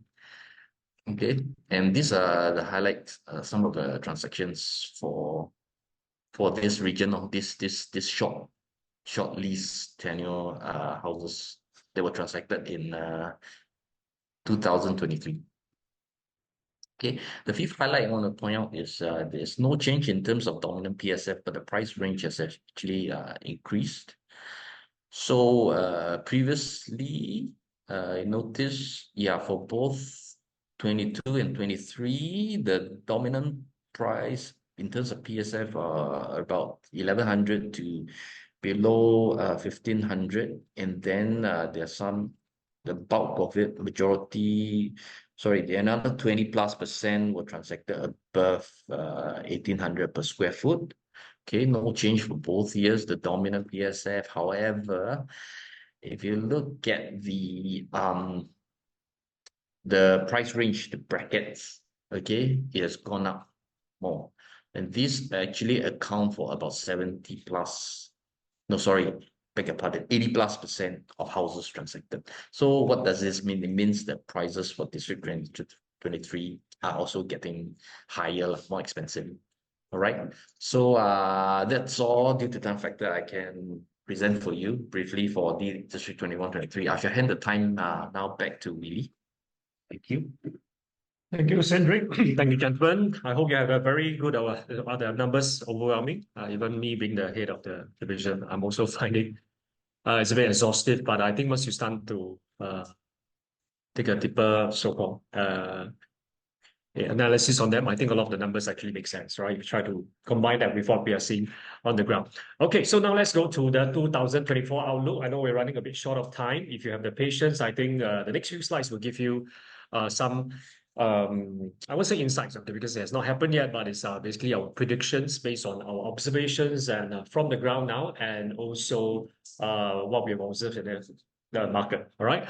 So 2024, we all know, I think is another year of uncertainty with a lot of both headwinds and tailwinds, right? A lot of contributing factors, pro and I think con, the growth, I think not just landed property market, but the entire real estate market, if not the economy in general. Okay, so what are some of the outlook? Okay, can you first recap? If you have been with us last year, okay, this every year we attempt, I think, to make a prediction. This was exactly 1 year ago after analyzing some key levers. And this is what we anticipated then, all right? So we actually forecast the volume. So we also do a check upon ourselves. Our volume, we expected it to decrease by 20-30% and value increase by 4 to 6%. We are generally right, especially in the volume, all right? Volume actually increased right smack in the middle, about 24%, but we underestimated the growth in value. Okay, the market actually increased by about double, more than what we expected. Are we going to make the same mistake or the same accuracy again this year? Let's take a look, okay? But before we go to the numbers, I think these are some of the 10 key factors, okay, and impact, okay, that will actually affect the landed property market. First thing, I will elaborate further. We all know how unstable and how tumultuous this year is going to be, not just on the economic side, political situations. I think since we've started the landed market, we've never seen so many upheavals. Right, a lot of course, this year there's a lot of elections, there are wars going around, etc.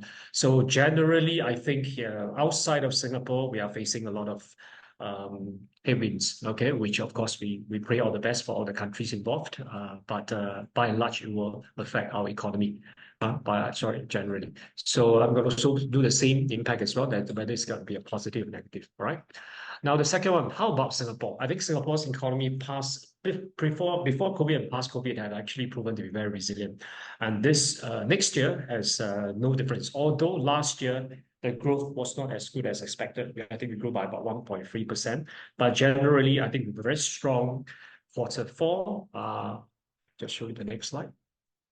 Okay, so you can see just some latest results, some as good as I think just last week. Okay, I think Q4 increased by 2.8%. That's the highest quarterly growth for 2023. So that actually a lot of analysts, even from MTI now, is about 1 to 3%, but other economists, analysts are predicting minimum about 2 to 2.7%, which if achieved is going to be almost double the growth as compared to last year, all right? Especially in the second half of the year, okay?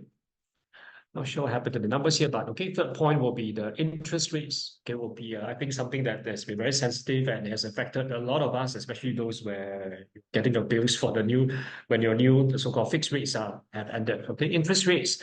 Last year, this time, I think they were hovering about 4.2 to 4.5%. Now we're about 1% less, 3.2 if you go for fixed.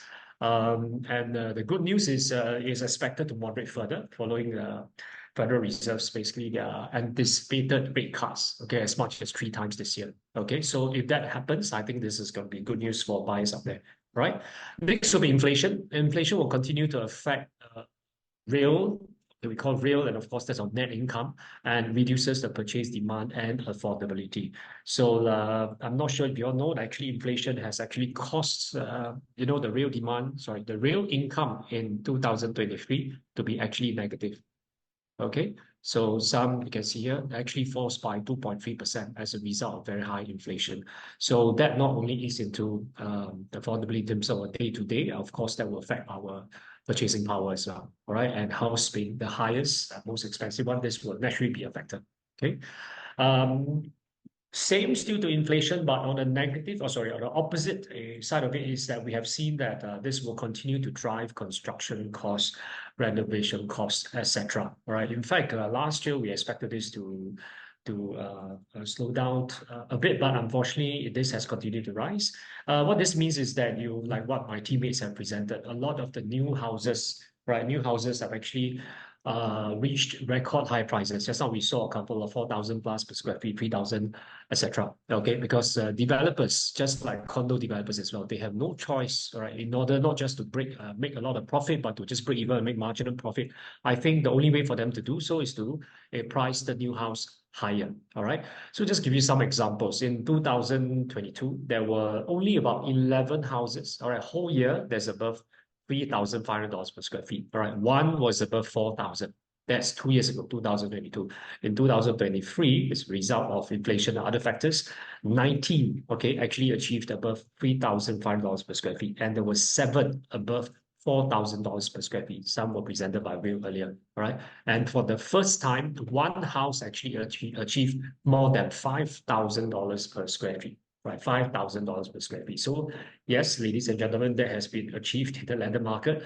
Do we expect to see this more? I think with inflation as at least one of the contributing factor, it's just going to be something that we expect soon. Okay. Now the next point is government-led supply boost in HDB and condo. Okay, and how does this lead to indirect price taming impact on landed? So we have mentioned this in one of the quarterly webinars before, that Singapore being small and the relationship actually between the different asset class is actually closer than what you think. All right. So this time around, we're going to dive a bit deeper just to explain to you. So this is some of the, I think, numbers that a lot have been just recently announced as early as December and of course January as well. All right. So the condo units, for example, the first half, I think more than 5,400 will be launched. This will be the highest, okay, in a half a year, 6 months period since 2013, second half of 2013, right? In the last 10 years, this is the highest ever. HDB has got about 19,600 BTOs are going to be launched in 2024. Okay, this will be on track to the HDB's 5-year plan of achieving 100,000 units by 2025. So this is what's significant. 19,000 is much higher, or significantly higher than the pre-pandemic average of 16 to 17,000 per units. So again, how does this affect the landed market? All right. And of course, you have, I think the intention of the government is very clear, as announced just earlier this week, is to, with more supply, this is expected to actually slow down the price increase. Okay. But with the next few charts, I'm going to show you how exactly will it or will it not impact the landed market. So with this, I think the affordability is one of the key so-called topic, not people's mind. So here we attempt to actually show you this inter-asset class relationship, right? What we have here is the average PSF and price, not just for landed, this we are familiar, 1872 here, but we also put in condo and HDB as well over the last 10 years. Can you see a pattern here? Right? If not, the next we start to put in also the growth. Okay, so if you were the verse just now was absolute numbers, if you put this versus landed, right, that means the average price of, for example, this line, so let me go to 2023. Average price of HDB is 572,000, condo is almost 1.9 versus landed of 5.7, which was presented earlier. This is about 10% and 33% respectively. You may think that the price gap is widening, landed becomes more and more out of reach. To be honest, we thought so too. All right, we thought so too. That I think now it's a lot harder to upgrade from condo to landed. But if you look at the basically the price increase and the weightage, right, over the last 10 years, it has almost been consistent at about 10% and almost about 1/3. All right, over the last 10 years. So if we manage to contain the prices of HDB and condo, you will see a almost similar flow over effect onto landed as well. All right. What is more pronounced in the last 3 years, you can see 31%, 10%, and also for condo as well. You can see that with this right proportion, it seems like this is a magic formula, right? That the growth also across the 3 different asset class is very consistent, almost double digit, right? For resulted double digit for landed. Okay. So there's no discernible, as of now, a widening gap between the different asset class. Okay, so landed does not seem to be more unaffordable. All right, more unaffordable. That means actually a lot of condo upgraders still can buy your like 99-year terrace, freehold terraces, etc., which will then create this spillover effect because a lot of these terrace owners will then upgrade right to their corner, 70, etc. A relationship. Something that we have shared earlier. Okay, but if I want to show you this further, you can see that there is a more direct correlation, all right, between non-landed and landed price growth in the last 3 years. Okay, like I mentioned earlier, if you see that both HDB, condo, as well as landed, although HDB is slowing down much too because supplies have increased on the BTO side, and you see that the price is almost relatable across all 3 asset class. Okay.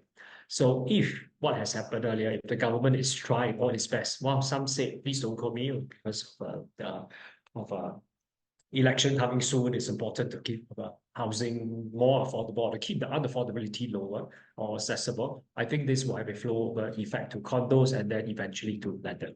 Okay, so with this, we call this the bottom-up indirect effect, right? So that would help to tame, I think, the price increase also in landed as well, right? Next, it's the top-down demand. Just now we have a bottom-up, right? Basically, the demand fueling from the current homeowners. There's also the top-down demand. Let's not forget we have this topic of naturalized high net worth individuals. Now we have about 1,100 family offices in Singapore now. Let's say half of them, okay, over the next 2 to 3 years are going to become Singaporeans.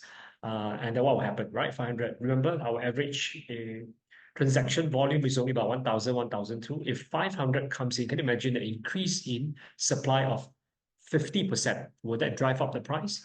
And let's not forget, these are ultra high. Now, we're not talking about 5, 6 million so-called landed buyers. The volume of the price that they buy are basically ultra high value GCBs, if not exclusively. All right. And then the flow effect of these GCB owners then buying, the money will then flow over to the detached, to the semi-D, etc. So this will invariably increase the price, all right, of landed properties in Singapore in general. Okay. So I've been trying to actually find some of the more updated ones. Very strangely, the most recent one that we can find is in September. Again, if this is due to election, maybe, like, for example, numbers of the number of family officers in 2023 is not released as of now. Okay, so how many have been added? Is it 500? Is it another 700? Like the year before? We don't know. Perhaps this could be a very sensitive topic, but trust me, but from sources that we have heard from lawyers, the numbers are still increasing. All right, so the attraction of the lure to, I think, so the move to actually attract the ultra rich to Singapore, it will continue to give a very positive trends to Singapore. All right, landed market. Now, next, what is the impact here? Just now, I think Will and also the Pacific has mentioned about the GCB market. So here, let's take a look at the GCB market in the last 3-4 years. All right. So overall, in 2023, you can see that although volume has dropped by minus 63%, you can also see that the value, sorry, not value, average value has also dropped from 27 million, all right, to now it's about 23 million. Example shared by Will earlier. Also, the size have also reduced as well. So even in the GCB market, all right, this affordability issue seems to be also relevant. So people or buyers are buying smaller GCB at lower price, despite a slightly higher PSM. And this is quite marginal at only 2%. Okay, but what will be interesting is, of course, this last year, is the whole GCB market was tainted by the money laundering incident. And this year, with leases that's ending and with more buyers coming back, we expect that the GCB volume is expected to rise. Okay, and with that increases, of course, again, the flow of impact. All right. Now, the next point is observation that we've had is inside the market, which is why do prices of landed people ask, why do they drop as much as, let's say, certain other asset class? Okay, because there's this predominant price resistance of sellers, right? Price resistance of sellers because due to very high replacement cost. We've met a lot of sellers that, they demand a certain premium over, let's say, the last transactor. And 8 out of 10 of them, they release because let's say that the market price is 6 million. They want 6.5. That's because the next house they're going to buy is no longer at $8 million, for example. Now it's closer to like $9 million. All right. So with this in mind, and plus they really stay there. It's not investment property. They are staying there. They can afford to stay there and not buy until they get the price that they want because of, again, affordability and the ability to actually afford the next upgrade. So this will actually reduce the overall devaluation of the overall market. Okay. My animation is not working, but you can see the next 2 cards now, which is something that we have briefly mentioned before, but more and more, and it's somehow not being mentioned very openly, nor were there studies done. Okay, but we have enough insights and observations that basically the performance of stocks and cryptocurrency market does affect, I think, the depth of the market, the size of the pockets of the landed property market buyers. Okay, so just to give you an example, I think last year has been a good year, 2023. S&P 500, for example, grew 24.2%, right? 24.2%. We actually got this clue from one of the recent transactions we've done, and by suddenly the budget could increase. Reminds me of basically 2021, where you see stocks increasing by 7-fold in a year, for example. There were instant millionaires, if not billionaires, in a year, right? Slowly, this is creeping into, I think, the slow effect of last year. Stock market has increased by 24.2%, and this is more than double the historical average annual return of about 8 to 10% of about 10 to 11%. And this year, a lot of analysts have actually projected this to continue to grow by 8 to 10%.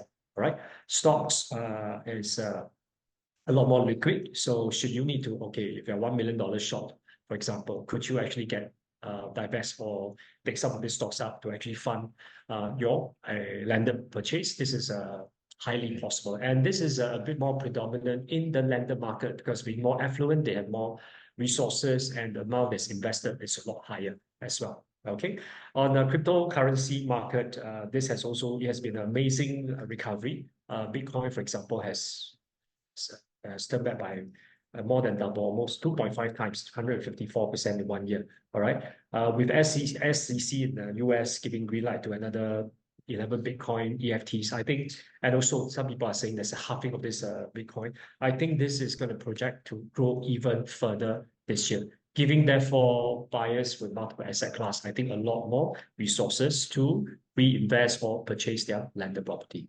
All right, so this will, we feel, will definitely cause the increase. Now, the last point here, by the way, these are the 10 most important points. Are there other factors? Yes, but we just highlight the most important 10, all right? So the last quarterly market results, which I think a lot of my teammates have given you a glimpse earlier, I think is a very good sign on how the market will come, at least in terms volume-wise, okay? So this is the quarterly trends for 2023 across the many quarters, all right?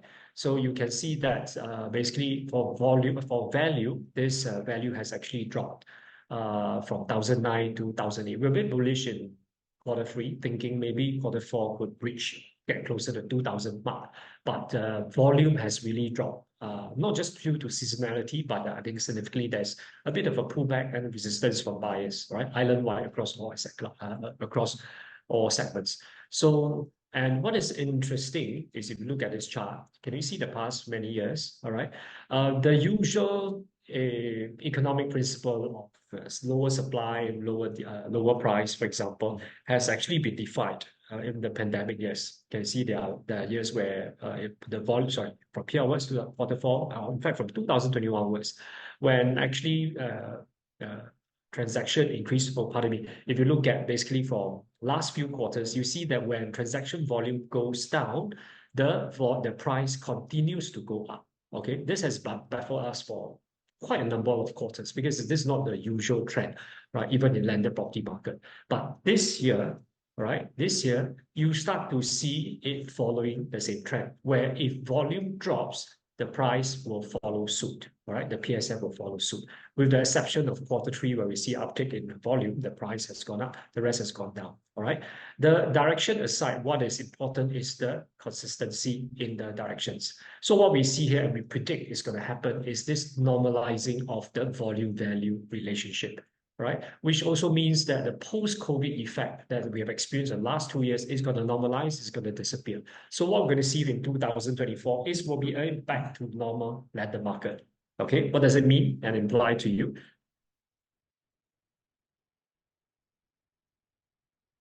We just pass to you is you can see here means is that there will be a year of plateauing growth, right? A year of plateauing growth. That means there will still be growth, much smaller, but it will not be uncontrolled. It will not be almost unexpected, almost irrational for even certain markets, all right? So you'll be back to normal where, especially when volumes is being scaled back, we do believe that with the factors that were shared earlier, there will still be growth, but it will not be as strong as the previous year, okay?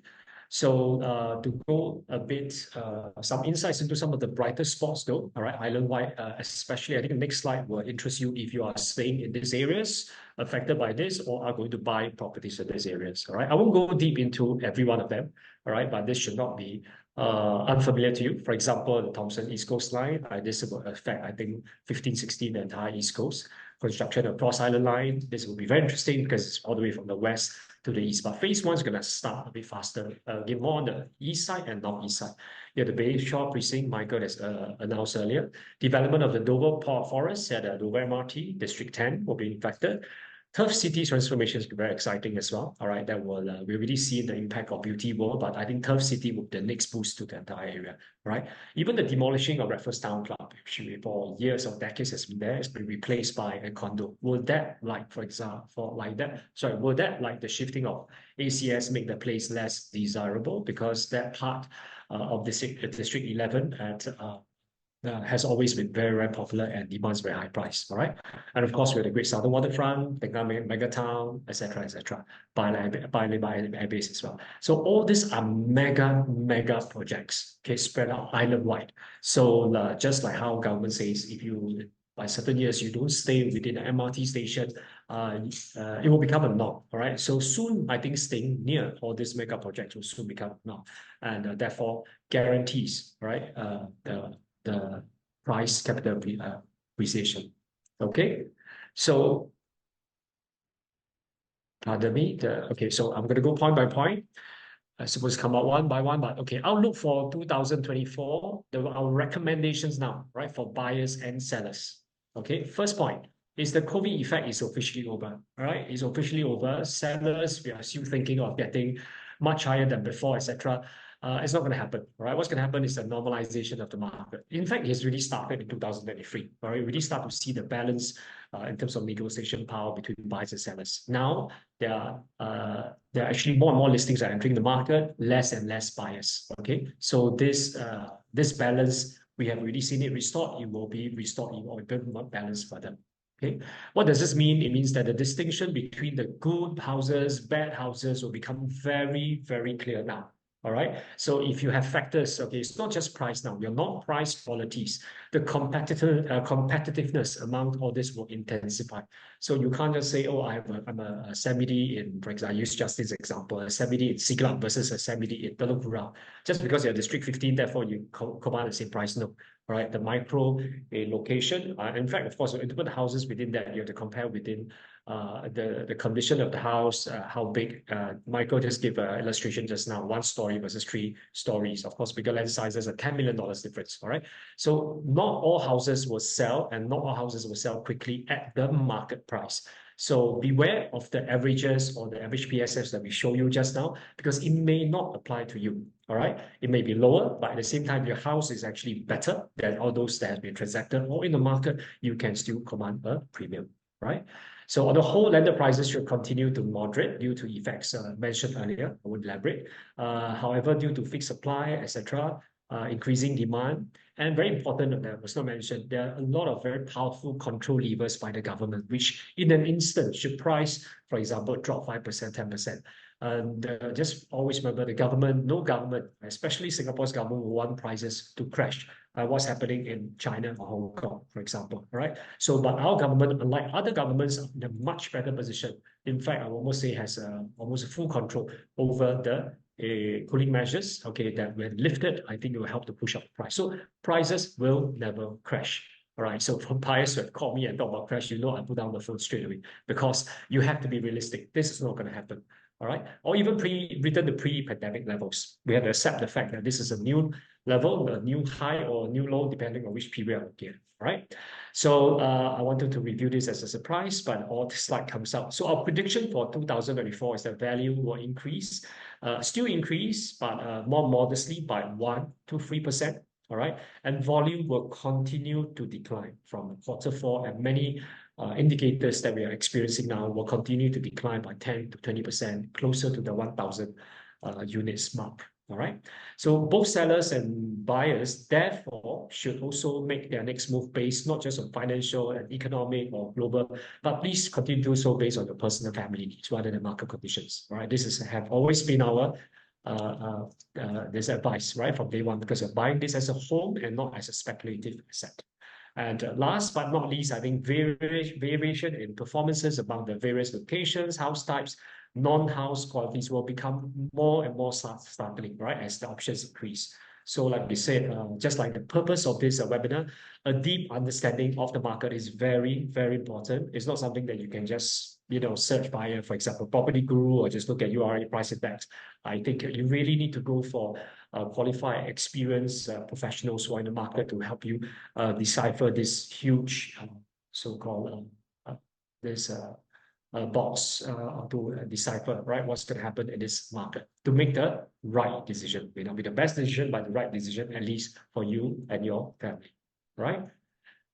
With this, we shall end. And unfortunately, there's no time for questions and answer Q&A. Although I just want to answer one more question. It's quite quick. Someone texted me in the first 10 minutes asking about basically performances in D17 and 18. A very quick one.